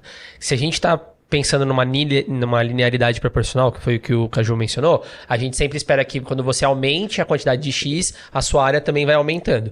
E aí o que o Caju falou a princípio é que tem 5 níveis de X, então ele deu os exemplos específicos da quantidade. Eu não vou lembrar todos os números agora, mas ele falou 5 níveis ali. Por quê? Porque em teoria você está injetando 5 concentrações diferentes e as concentrações menores vão ter áreas menores e as concentrações maiores vão ter áreas maiores. Isso é o que você espera. E aí você tem uma linearidade dentro do seu processo, significa que dentro dessa faixa, você vai conseguir injetar o que você quiser e prever quanto que vai ter que dar a sua área, se é mais ou se é menos. Só que para você prever alguma coisa, aí você começa a fazer as análises de variância, que é o que você está falando, certo? Isso. Eu vou tentar dar uma resumida aqui no que é análise de variância, só para não ficar assim uma coisa muito matemática. Análise de variância, você vai ter 2 coisas para avaliar. Nesse caso, a concentração, que são os seus níveis, e os resíduos, que é a dispersão entre seus resultados ali. Cada nível, como a gente fez 3 réplicas, vai ter uma dispersão entre eles. Perfeito. Então, a ANOVA vai ver se a variação da área, quando você muda de um nível para outro, é significativamente maior do que a variação aleatória, que é a variação ali no mesmo nível. Uhum, então, a gente espera que seja uma variação grande, realmente, para ser maior do que uma simples variação aleatória, que é aquilo que a gente comentou também, é um erro que a gente não consegue controlar. Perfeito. Certo? Então, isso vai depender também da característica do método. Métodos vão ser mais precisos ou menos precisos. Então, se para métodos mais precisos, a gente pode ter uma pequena variação ali na concentração que já pode ser suficiente para dar uma resposta que você consiga diferenciar uma concentração da outra. Mas para métodos pouco precisos, é necessário uma grande variação. Uma grande variação dessa área aí. Perfeito. Então aí você conseguiu chegar na ANOVA, né? Então, agora é a nova. Agora bora falar dos resíduos. Por que a gente faz resíduos? Isso é uma coisa assim muito importante na estatística, que a ANOVA é um teste, uma ferramenta estatística que utiliza o teste F. O teste F, ele tem suposições. Para ele ser válido, você precisa atender às suas suposições. Os testes estatísticos mais básicos que a gente convive diariamente, como o teste T, por exemplo, usa de suposições desse tipo. Quais são essas suposições? Normalidade, homocedaticidade e independência entre os resíduos. Então, é por isso que a gente tem que... está sendo exigido fazer essas análises de resíduos. Uma coisa que eu vejo muito é que as pessoas perdem muito tempo, obviamente porque é uma etapa sensível, né? Na dúvida, assim, esse resíduo, será se ele está muito alto, não está? Vou ter que tirar ele, será um outlier? Então, são muitas decisões a serem feitas ali. Então, por isso que a linearidade acaba sendo um assunto um tanto complexo, né? Da forma que é hoje. O que é a normalidade? Normalidade a gente vai ter que relembrar lá é uma distribuição, uma distribuição que a gente assume, que é uma chamada distribuição normal ou distribuição gaussiana, que é o formato de sino. Né? O que é o formato de sino? Eu vou ter um valor máximo ali, um pico, que nem um cromatograma, tá? Um cromatograma simétrico, um pico simétrico, ele assume uma distribuição normal. Se você dividir o pico ali no máximo, você vai ter a mesma quantidade à esquerda quanto à direita. Isso é uma distribuição simétrica, tá?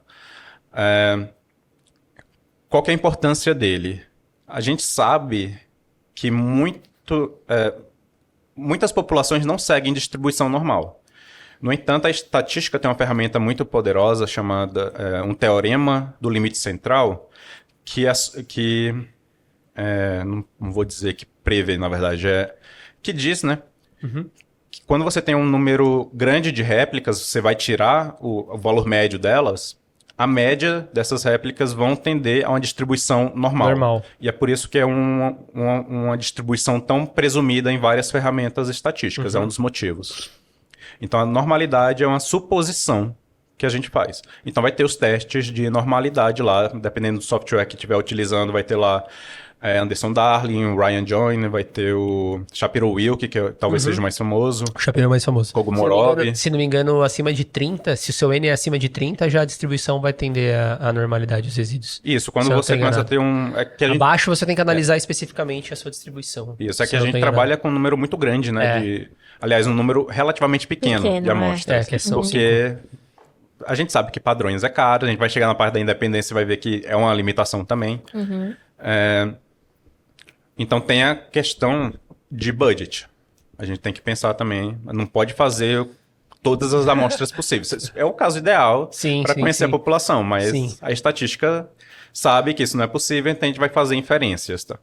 Mas isso aí vai ser um outro episódio, talvez, falar só de estatística.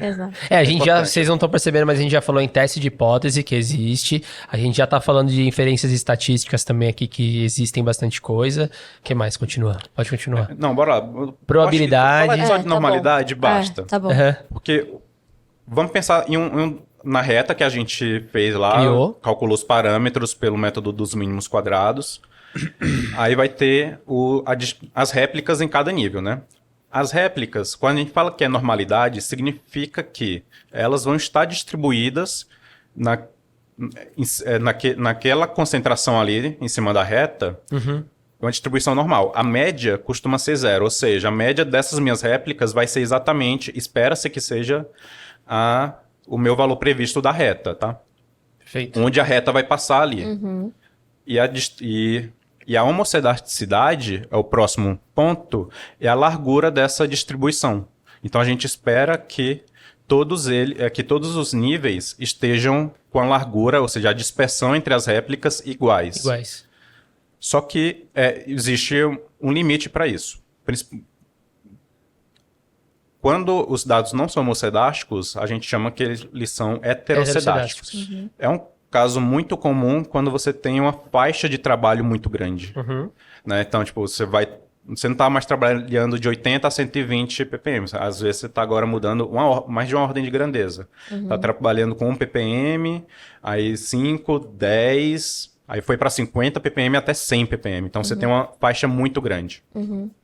Naturalmente, a literatura já relata bastante isso também, que a variabilidade do seu nível é proporcional à concentração. Então, quanto menor o nível, é esperado uma menor variabilidade. Quando o seu nível é maior, a variabilidade é maior. A dispersão entre seus resultados é esperado ser maior.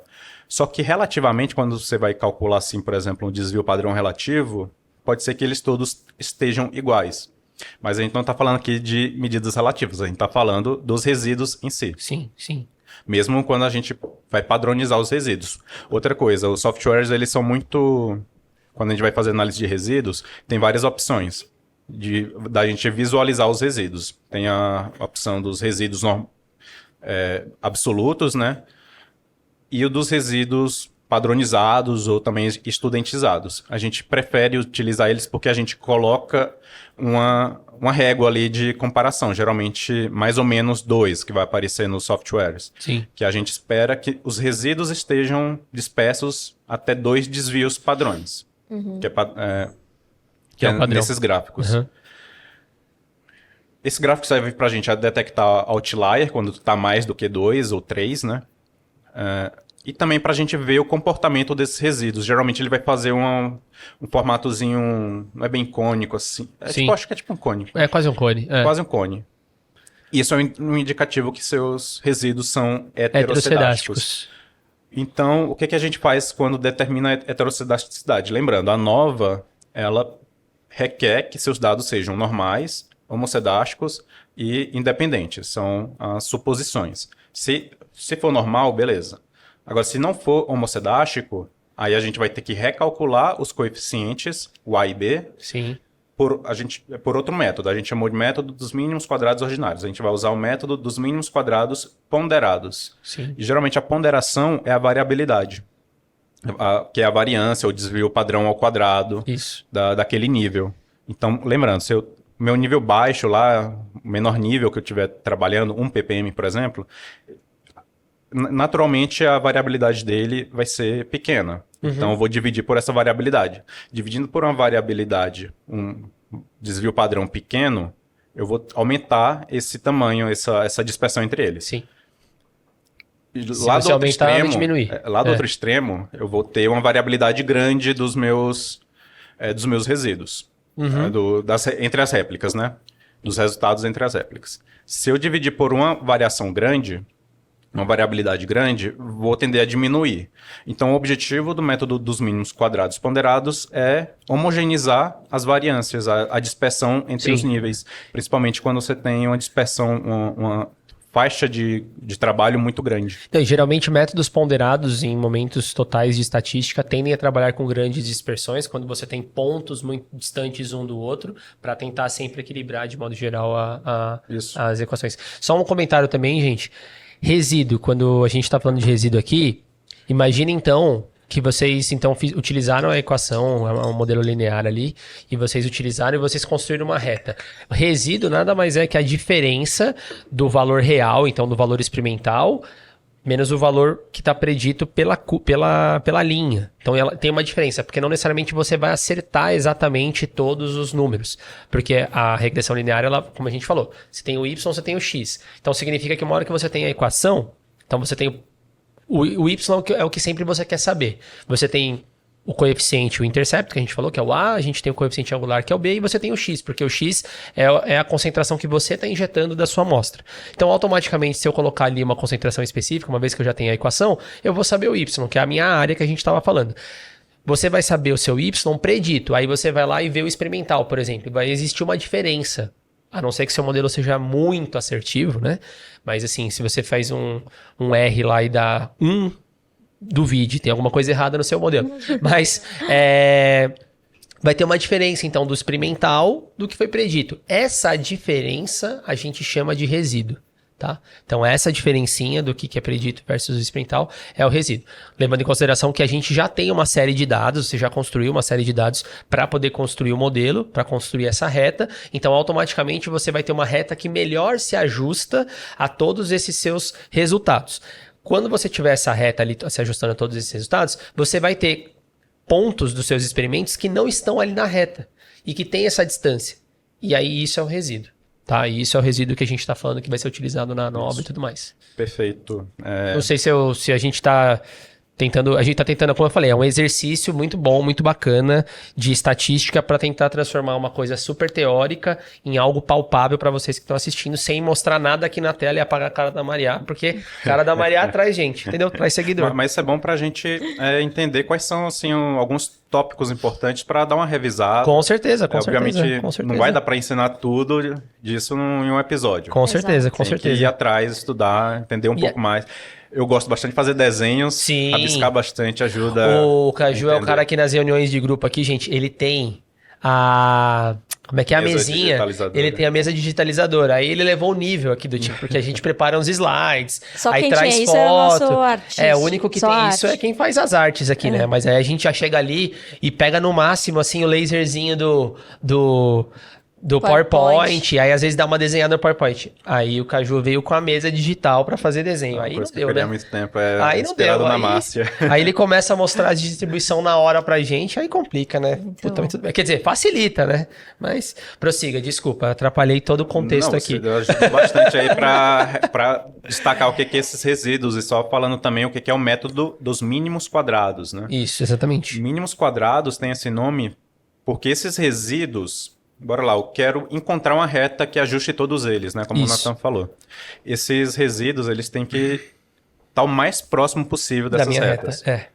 Então, uma forma de fazer isso é somar todos os resíduos. Só que eu simplesmente somar todos os resíduos, vai ter alguns resíduos que vão estar abaixo dessa reta, descrita pelos coeficientes A e B, e alguns vão estar acima. Se eu simplesmente somá-los, eu vou ter cancelar eles.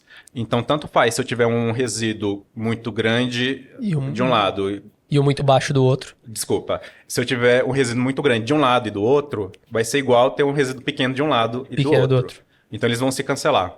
Então, o que se faz? Essa diferença é levada ao quadrado, tá? Por isso tem um nome mínimo dos múltiplos quadrados.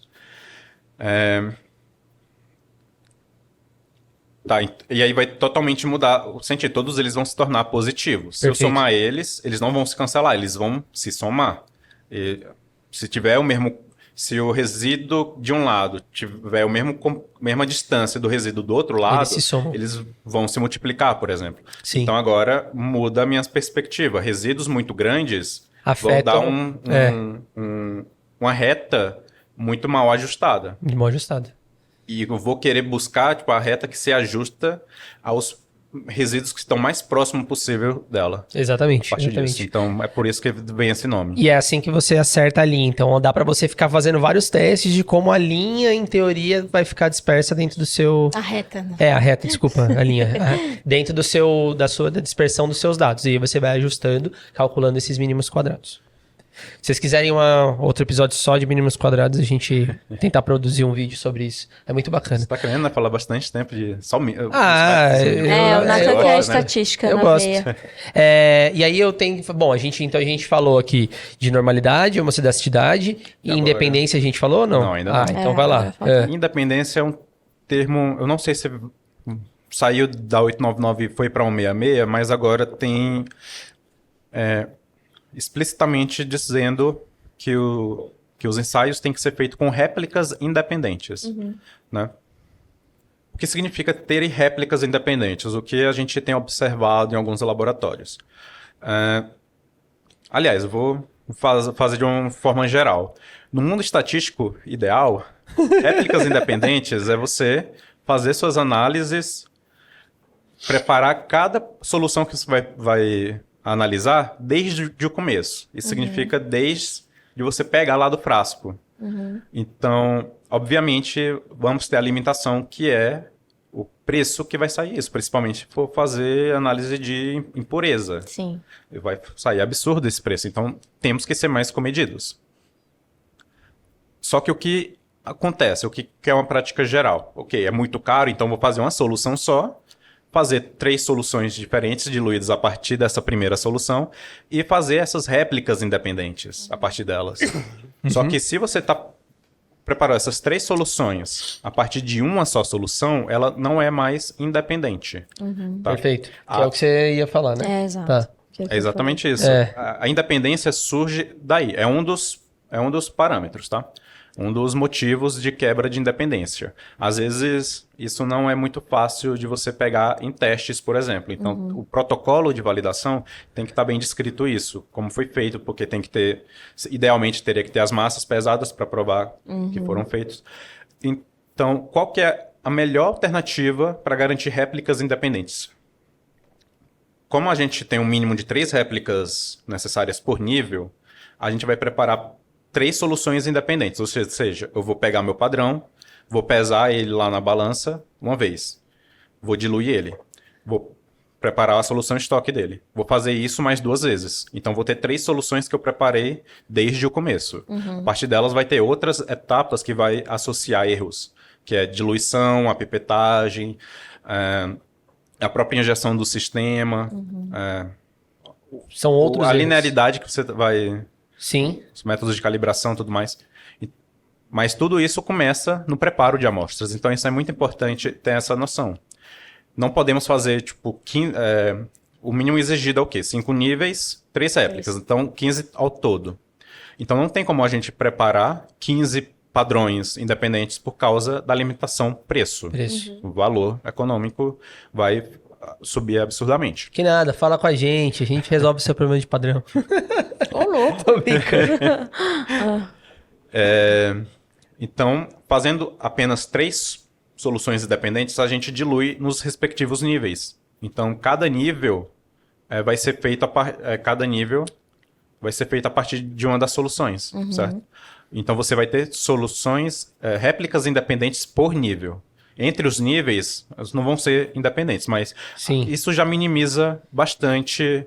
E eu acho que isso é um ponto interessante quando a quebra da independência. E eu acho que isso é um ponto interessante você entender quando você está trabalhando, desenvolvendo o seu processo. Isso. No sentido de, eu não consigo gastar então porque eu tenho pouco padrão, porque realmente ele é caro. Como que eu minimizo o máximo possível, mas eu entendo que ainda tem um certo risco, porque ainda tem um erro. Então, é como você desenha isso, como você coloca isso, né, para você. Porque é isso, não adianta você fazer uma solução em estoque e dessa solução em estoque fazer todas as réplicas. Se esse for o jeito que você vai ter que fazer, porque é o que você tem que fazer, saiba que tem erros atrelados ao seu processo. Mas não é o ideal. Mas se for a única forma, então como que você minimiza isso, né? E tudo mais. Que tem a ver com o desenho que é um pouco da modelagem também, um pouco de... a ideia de independência também vem lá um pouco da base de estatística. Muitos dependem desse conceito de independência, muitos testes, que basicamente é a probabilidade que eu vou tirar minha amostra ali vai ser a mesma, independente da amostra que eu estiver tirando, certo? A probabilidade que eu tirar aquela quantidade, que de repente pode me dar um valor X, o outro valor ali vai me dar um X mais 0,2, por causa da incerteza que eu tenho na balança, por exemplo. Sim. Certo? Dependendo das características do material, umidade, a temperatura, tudo mais. Às vezes, se eu deixar um pouco mais de tempo ali, vai mudar um pouco as características. Tem muitos fatores que dá para fazer alguma avaliação. Mas, enfim, a questão o conceito de independência é alguma coisa mais ou menos do tipo... A probabilidade de eu amostrar um certo indivíduo da minha população geral tem que ser a mesma, certo? Quando eu pego um indivíduo da minha população, preparo uma solução em estoque, e a partir delas eu faço todas as demais réplicas... A probabilidade... Eu estou pegando do mesmo indivíduo. É dependência total. Depende daquele primeiro que eu preparei. Perfeito. A gente sabe que tem dificuldades, principalmente quando impurezas são muito caras. Então, nesse caso, a melhor escolha seria assumir que você vai ter algum erro maior ali. Isso, perfeito. Mais para frente, porque o impacto da validação não vai é aparecer ali, na rotina, tá? Então, você vai esperar, talvez, algum comportamento que você não esperava. Esse é o maior risco, que é importante. Outro caso de independência que a gente pode facilmente contornar é fazer as réplicas em ordem aleatória. Porque Perfeito. Verdade. Variação de temperatura ambiental, outras coisas que podem afetar o método, de repente você está no solvente ali, ele pode estar evaporando no meio de corridas longas, isso vai afetar a sua resposta final, isso vai criar tendências. Então essas tendências vão ter vão ter um comportamento que vai te mostrar que alguma coisa está acontecendo no meio ali que está afetando os seus resultados, que não apenas a variação aleatória. Então, você, fazendo corridas aleatórias, vai diluir essa influência do tempo, por exemplo, entre elas. Tá? Perfeito. Então, esse é um conceito importante da independência.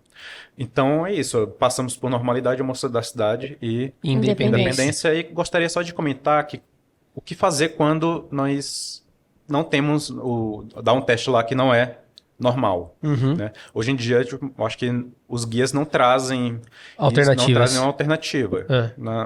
Ferramentas estatísticas já recomendam o que fazer.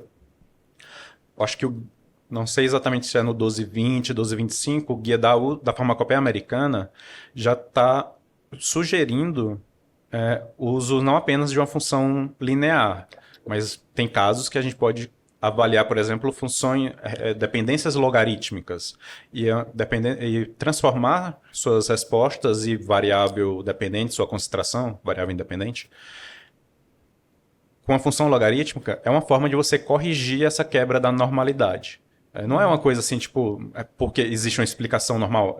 Às vezes são a condição dos dados nas condições que você está estudando, tá? Então, do seu instrumento também e tudo mais. Então, são ferramentas matemáticas. E é bem comum isso, é bem comum. Sim, você logaritmizar. Transformação logarítmica é uma comum. Pode logaritmo ser raiz natural, quadrada, etc. Tem várias. Sim. E aí? Entendeu? Tudo? Tô tá bom. Acompanhar. Grande, né? Não, mas agora eu ia trazer. Então, a gente acabou de falar tudo isso, mas eu queria colocar um contexto de revisão do ICHQ2 que a gente falou, os capítulos da USP, como que eles recomendam você analisar outros tipos de modelo, é só isso, só assim que funciona, ou você falou do modelo, acho que do central, né, do ponto único, você falou, não foi ou não? Não falou, eu achei que você tinha falado do central, mas então, coloca nesse contexto pra gente essas diferenças, assim. Nesse quesito, não sei exatamente o Q2, não lembro exatamente a revisão 2 agora que eu disponho, não lembro exatamente se ele já menciona a possibilidade de outros modelos. Tá bom. Eu sei que isso é bem claro na farmacopeia americana, inclusive é bem interessante assim a página deles, que eles compartilham muito os artigos de estímulo, né, estímulo e article, que alguns deles comentam sobre regressões lineares e fala sobre outros tipos que não apenas o modelo linear. Que é tudo buscando garantir tipo, um modelo que vai te dar uma resposta satisfatória para você botar lá na rotina. Só para a gente fazer um resumão e trazer isso para a prática, que eu acho que vale muito a pena, não que isso não seja na prática, né?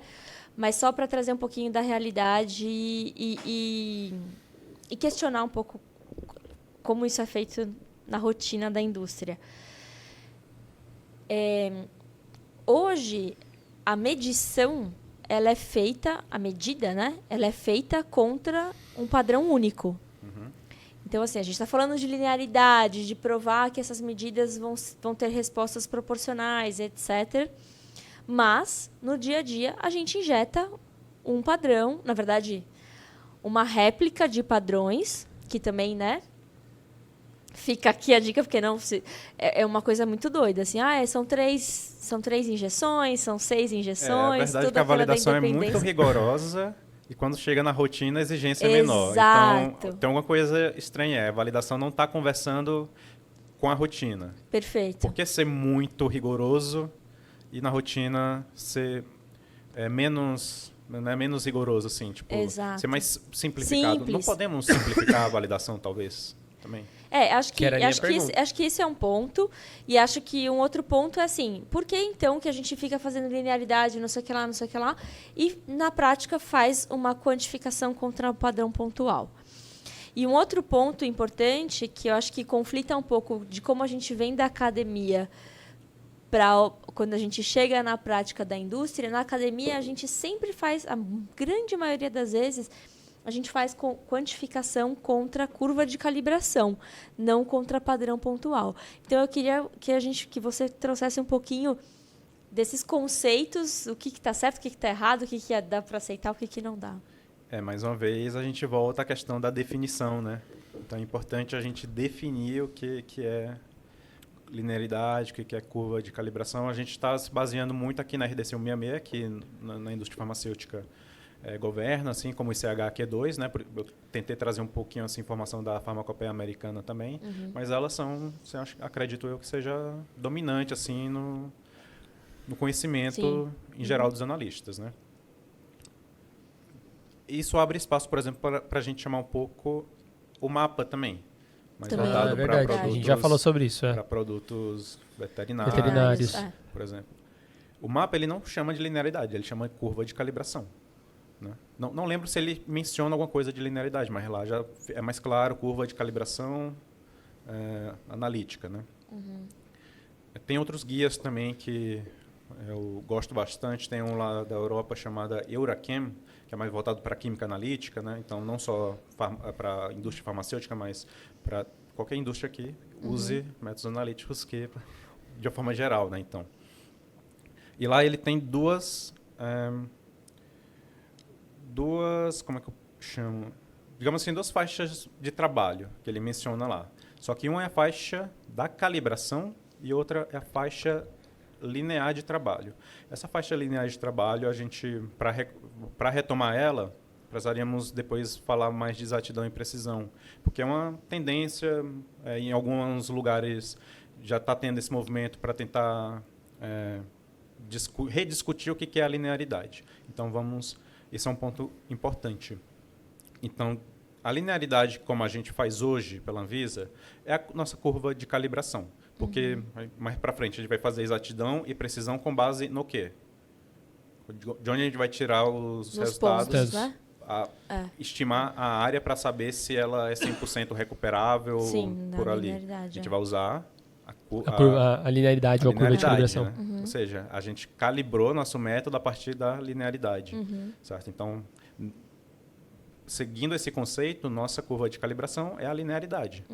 Tá? Então, é porque a Anvisa usa linearidade, o mapa usa curva de calibração, mas, a princípio, é a mesma coisa. Tá.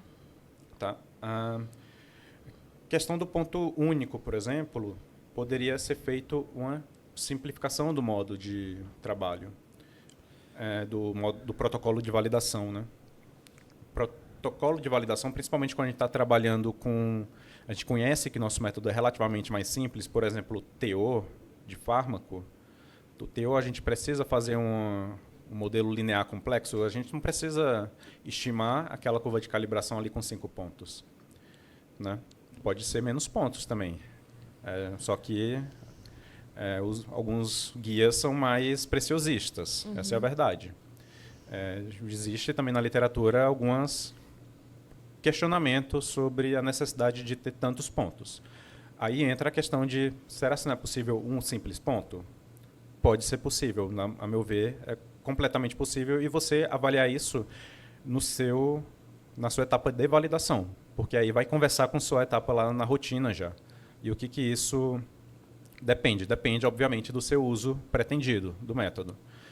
Por exemplo, vamos pegar o exemplo de um teor de fármaco. Geralmente é uma faixa de concentração geralmente pequena que a gente trabalha. Sim, por quando conta a gente da faz variação, né?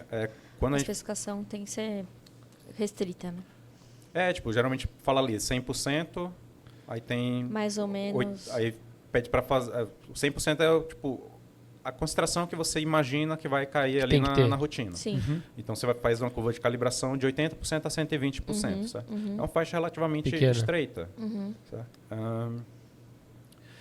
Então, o que seria essa calibração do ponto único? Você só precisa fazer um ponto, praticamente vai fazer a sua linearidade, que é um modelo matemático. A gente falou bastante aqui do modelo matemático, a NOVA, tudo mais. E uma coisa que é importante ressaltar é que modelos matemáticos, a curva de calibração que você calculou na linearidade, se você fizesse ela em outro dia, será que vai dar os mesmos resultados? Vai dar os mesmos resultados depois? Vai dar os mesmos resultados em outro dia? Provavelmente vai ser muito próximo, tá? Porém, vai ter aquela questão da incerteza. Você vai mudar um pouco a sua curva. Então, é por isso também, já pegando gancho, alguns cursos de estatística aplicada à validação mencionam, bora calcular intervalo de confiança do seu modelo, dos seus coeficientes lineares, né? Dos seus coeficientes do modelo linear. Né? que vai dar essa incerteza. Mas, enfim, o que eu quero dizer aqui é que a curva de calibração, ela é um pouco fluida, assim, tipo, vai ser uma curva, pode ser uma curva a cada dia, vai depender do seu padrão. O que você quer saber é que se aquela curva, ali, aquele modelo, vai te dar resultados exatos e precisos mais na frente, certo? Então, pode ser um ponto único, que geralmente é feito. Pode ser uma reta linear simples, como a gente faz, né? Pode ser um modelo transformado, um modelo quadrático. A validação está lá para você definir qual seria o modelo. Isso já pensando assim, em algumas perspectivas que a gente vê em outros lugares. Qual seria o modelo matemático mais adequado para aquele seu composto, usando aquele método que você desenvolveu e que é validar para colocar na rotina. Isso vai impactar na forma que você vai realizar a rotina. Então, se eu provar que um ponto é o suficiente, eu posso fazer 3, 5 pontos, mas eu posso testar modelos com os dados apenas de um ponto. Fazer a linearidade só com um ponto e testar exatidão e precisão, por exemplo. Se o erro for aceitável, eu provo que um ponto é o suficiente. Certo? Então, eu dou confiança daquilo. Agora, pode ter casos em que eu vejo que vou ter um erro maior se usar um ponto só. Então, vou precisar mais pontos para melhorar o seu modelo. Isso vai gerar mais confiança para levar para a rotina. Esse método aqui precisa de 2 ou 3 pontos de calibração, pelo menos. Então, o resultado final vai realmente estar no erro aceitável, considerando exatidão e precisão. Sim. Eu gosto, você falou o negócio dos diferentes modelos. Nem vou entrar nisso agora, que o episódio já vai ficar muito longo o suficiente para a gente falar disso, mas isso é bom porque às vezes isso é interessante de pensar, porque existem vários modelos para explicar a sua resposta, que no caso aqui a gente está falando da variável resposta, que seria a área que sairia, né, no cromatograma. Então não necessariamente a linear é a melhor, mas existem outros modelos que você pode utilizar, o quadrático, por exemplo, enfim. Eu tenho que aproveitar deixa para falar uma frase atribuída a um estatístico. Quem trabalha ou já usou planejamento experimental conhece ele, que é o George Box, o cara lá do Box Banking, do planejamento só composto do central Box também. Só isso. Do composto central também é o mesmo, sim. Chamado Box Wilson. E ele fala uma coisa que me fez refletir muito sobre essa questão. Não é uma frase atribuída a ele, mas na verdade ele apenas falou e popularizou. Algumas vezes, que ele fala que todos os modelos matemáticos, todos os modelos científicos mesmo, estão errados, né? Porém, alguns são úteis. E a gente vai avaliar essa utilidade conforme o quanto ele consegue minimizar os erros que eu vou tirar de conclusão, por exemplo, nossos resultados, né? Então, isso é uma coisa que eu acho muito interessante e casa um pouco com isso. A gente não pode se restringir apenas ao modelo do tipo y igual a x mais b. Isso. Pode ser um modelo mais simples ainda se ele for bastante para mim. Sim. A validação está lá para testar vários modelos com os mesmos dados. A gente pode fazer isso com os mesmos dados, por isso o planejamento experimental é importante. É importante, concordo. Planejamento experimental que eu falo, protocolo de validação, tá? Não falando lá da... Sim. Não deu erro. Sim. Que ele vai ajudar a responder a sua pergunta, né? Não, também acho super... Não é tão comum, mas quando a gente mesmo roda aqui, quando a gente está fazendo nossos estudos de ASAP, a gente não sabe qual modelo vai explicar os melhores resultados. A gente só sabe depois que a gente tenta fitar a curva mesmo. Exatamente. E é por isso aí que a linearidade deixa de ser um pouco linearidade nesse sentido para ser a curva de calibração. Alguns chamam de função-resposta, porque eu concordo. Como sua resposta analítica se comporta em função da sua concentração ali que você conhece, que você está introduzindo. Aí a linearidade, alguns lugares trazem isso diferente, a definição vai mudar um pouco do que a Anvisa traz, por exemplo. Aqui eu estou comentando as definições em si. Lá no começo do episódio eu falei que linearidade para o ICH não é a resposta analítica em função da concentração, é os resultados em função da concentração. Sim. E alguns autores, eles assumem que os resultados não é a resposta analítica, mas a concentração prevista pelo modelo de calibração. Entendi. Certo? Ou seja, eu quero que aquilo seja linear. Porque se eu estou colocando 10 miligramas, eu quero que o meu método devolva ali 10 miligramas. Se eu estou botando 20 miligramas, tem que devolver 20 miligramas. E não a área em si. Sim. Se eu estou ali no cliente, por exemplo, eu vou informar para ele a concentração de um... Sabe, pensando assim, eu estou fazendo um projeto, o cliente quer um resultado do produto dele. Eu vou dar para ele a área, que seria o resultado, ou seria a concentração mesmo. Então, mais ou menos nessa linha, sabe? Sim.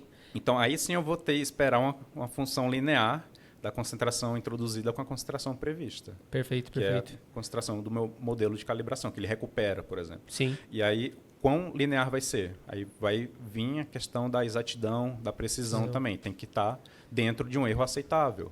Então, veja que existe uma tendência, eu acredito muito nessa tendência e estou torcendo muito para a gente começar a disseminar e trazer essa discussão para cá. Vai ser uma coisa interessante.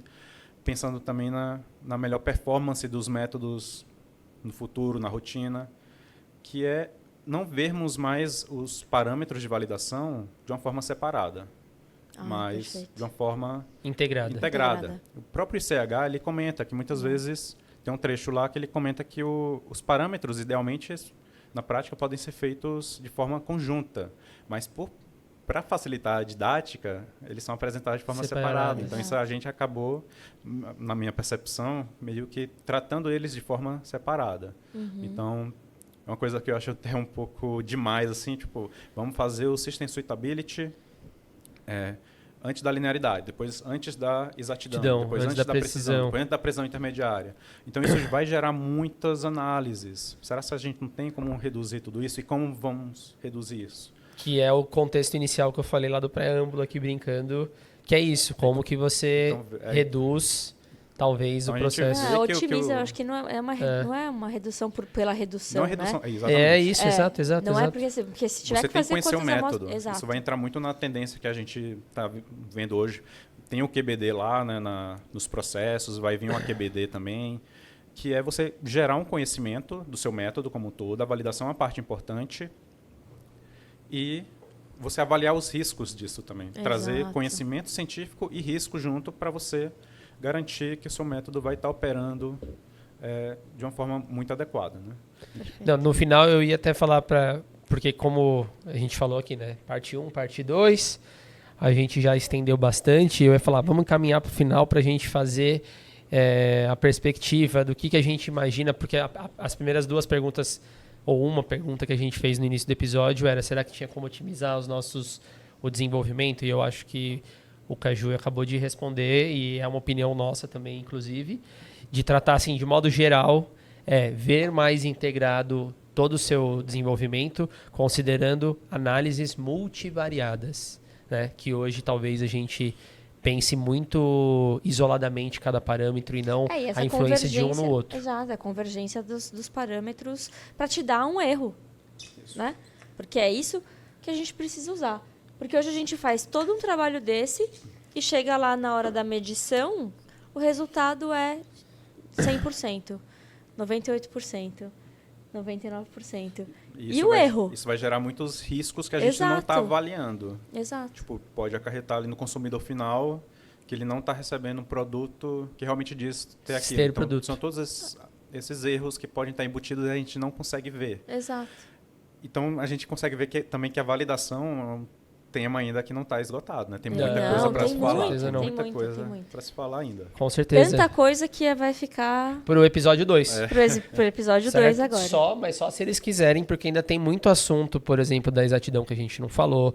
A robustez, a Maria adora falar, então vocês vão ouvir muito da Maria. Eu gosto muito mais da linearidade do que da robustez. A robustez eu bato com o senhor. Tá. É só pra bater, né? Então, assim, se vocês quiserem, deixem lá pra gente os comentários. Eu nem vou falar para a Maria falar de System Suitability, que senão vai demorar mais um bom tempo aqui. Vou ficar quieto, vou deixar para lá, vamos deixar para o próximo episódio também. Mas eu acho que a ideia final era essa, era o contexto de falar que a gente tem que pensar bastante ainda, não esgotou. Eu espero bastante que as pessoas consigam tirar muito proveito e pensar e ter reflexões, porque o podcast tem isso também como objetivo, gerar novos insights. Aqui a gente não necessariamente está para dar resposta, mas para gerar reflexão, provocações para a gente fazer. Para a gente sair do status quo. Certo? Então, ainda falta... Esse episódio a gente falou bastante de dois 2 figuras de mérito. Nossa. Bastante específicas e pontuais, que é a seletividade e / especificidade, que o Igor explicou, e linearidade, tá? Igor, você quer... Eu falei, eu não ia deixar o episódio, obviamente, se eu não fosse te perguntar referências para quem quiser aprender um pouco mais sobre tudo isso que a gente falou. Maria, você tá olhando aqui na minha tela. Eu vou escrever 2 livros que eu acho que ele pode falar, ó. Esse aqui, e o outro deixa eu pensar. Alguma coisa assim, ó. Calma. Você vai ouvir. Você sabe que eu não vou sugerir algo... Não, vamos lá. Eu coloquei 2 livros aqui que eu acho que você pode sugerir de estatística. Eu sei que você tá pensando. Mas vai lá. Me dá... Eu quero... Como a gente falou muito, né? Referências para as pessoas. Como a gente falou muito de estatística, a gente sabe que na nossa área, quem é químico, farmacêutico, ou afins, ou áreas correlatas, né? Não tem assim, uma base, ou até mesmo uma proximidade, né? Uma familiaridade com estatística. Livros textos de estatística também nos metem medo por causa Esse é um deles que eu acho que ele vai pegar. Por causa das fórmulas matemáticas em si. No entanto, tem um livro muito bom que eu li recentemente, várias páginas que tratam um pouco de estatística ou ciências de dados, sempre recomendo eles, porque realmente é muito bom para a gente entender o que é os conceitos estatísticos, com vários exemplos, não só na nossa área, mas como está envolvido em tudo. Vai lá. Eu não coloquei esse aqui. Mas pensou que era... Não, vai lá. Que chama Estatística, o que é, para que serve. Tem outro títulozinho também, mas é o autor Charles Whelan. Né? Esse aí é o que eu tenho. Em inglês eu errei. Não sei que você não citou esse. Ele tem um mínimo assim, de fórmulas matemáticas. Geralmente ele joga tudo ali no anexo do capítulo para realmente tornar uma coisa apenas mais didática fluido, e acessível, com vários exemplos, para entender o que são esses conceitos. Né? Qual outro? Só esse? Eu acho que para a pessoa que está querendo entender ainda os conceitos básicos, esse é um bom começo. É que os outros eu gosto teriam uma estatística mais pesada ainda. Eu achei que você ia falar ou Como Mentir com Estatística, ou Montgomery, ou Andar do Bêbado. Como Mentir com Estatística é um bom livro também.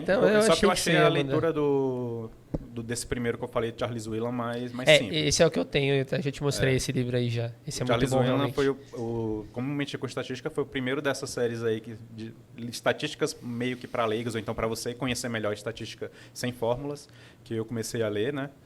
Inclusive dei de presente para a Márcia, não sei se ela leu. É muito bom esse livro. É muito bom. Então eu sugiro, Como Mentir com Estatística e O Andar do Bêbado. Esse é o próximo da lista. Que é muito bom esse livro também. E aí vocês vão ver... Toma chá. Você vai entender como estatística está em tudo na vida. Isso que é muito legal, com exemplos muito lúdicos, muito fáceis de você entender e tudo mais. Então, assim, esses são as minhas 2 indicações. Você quer indicar um livro de estatística? Para esse episódio. Você quer indicar um livro de estatística? Não? Achei que você ia indicar tal. Muito filosófico. Saindo um pouco da área exata. Tá ótimo. Então, mais algum comentário, alguma sugestão, alguma... Não, só fiquem ligados porque a gente continua esse episódio. Se vocês pedirem. Isso, só vai continuar se eles pedirem. Exato. E antes de ir embora, 2 recadinhos. Então, se você acompanhou e chegou até o final, não se esqueça de se inscrever nas nossas redes sociais, certo? Não se esqueça de se inscrever no canal, dar um like lá no nosso canal do YouTube, apertar o sininho lá para você receber todas as notificações quando a gente postar vídeos do podcast, talvez vídeos adicionais no futuro, não sei, quem sabe, vocês que vão ter que decidir aí com a gente. Não se esquece de também curtir a gente lá no Spotify, LinkedIn, Spectra, Soluções Científicas, certo? Sim, e no Instagram também. Então, interage com a gente lá, a gente sempre tenta responder tudo que vocês nos mandam. E é só assim que a gente sabe se a gente está no caminho certo ou não, se precisa trazer um episódio diferente. E compartilha, né, gente? Porque é isso aí... Compartilha um pouco, né? De não, isso tem que chegar, senão a gente não vai conseguir mudar isso. Concordo. Tem que chegar em todo mundo. Antes de ir embora também, não se esqueçam, então, que a gente comentou no começo do episódio, o pessoal do Cromatografando está com o evento deles, com um curso gratuito que vai acontecer agora no dia 18 até 20 de junho, Descomplicando HPLC. Corre lá, dá uma uma verificada, vê se é para vocês ou se não é, mas de qualquer forma, como eu falei no início, cromatografia faz parte de tudo isso que a gente está falando aqui, então quanto mais você se desenvolver em cromatografia, mais fácil vai ser para você fazer todo o seu processo de validação. E eu tenho certeza que as informações que eles compartilham, alguma coisa vai servir para você se desenvolver, para você aperfeiçoar a sua tecnologia ou a sua experiência profissional, tá? Do seu dia a dia. Quer certo? falar mais alguma coisa? Não, acho que isso. Só agradecer essa oportunidade. Estava muito nervoso no começo, mas... Depois melhorou. Estava com câmeras aqui, né? É muito bom, né? Então... Fica tranquilo, aqui é só o começo. Dá um é só a primeira vez. Se vocês quiserem... Vai ser discussão aqui no trabalho mesmo. Exato. Eu vou começar a gravar a discussão no trabalho, aí ele não vai se incomodar mais e aí ele vai ficar tranquilo. Se vocês quiserem ver o Caju de volta, comenta lá, quero mais Caju no episódio. Hashtag volta Caju, entendeu? Põe lá, certo? A próxima eu vou pegar, eu deveria, né, pegar a frase que você falou do box e falar a frase do box aqui em vez de falar a frase do Pasteur, mas eu não vou fazer isso e vou continuar falando. Pelo amor de Deus, honre o nosso nome. Não se esqueçam. Não se esqueçam, o acaso favorece as mentes preparadas e, assim, esse episódio definitivamente vai ter o acaso que você está precisando no seu dia a dia. Então, nos vemos no próximo episódio e tchau! Tchau!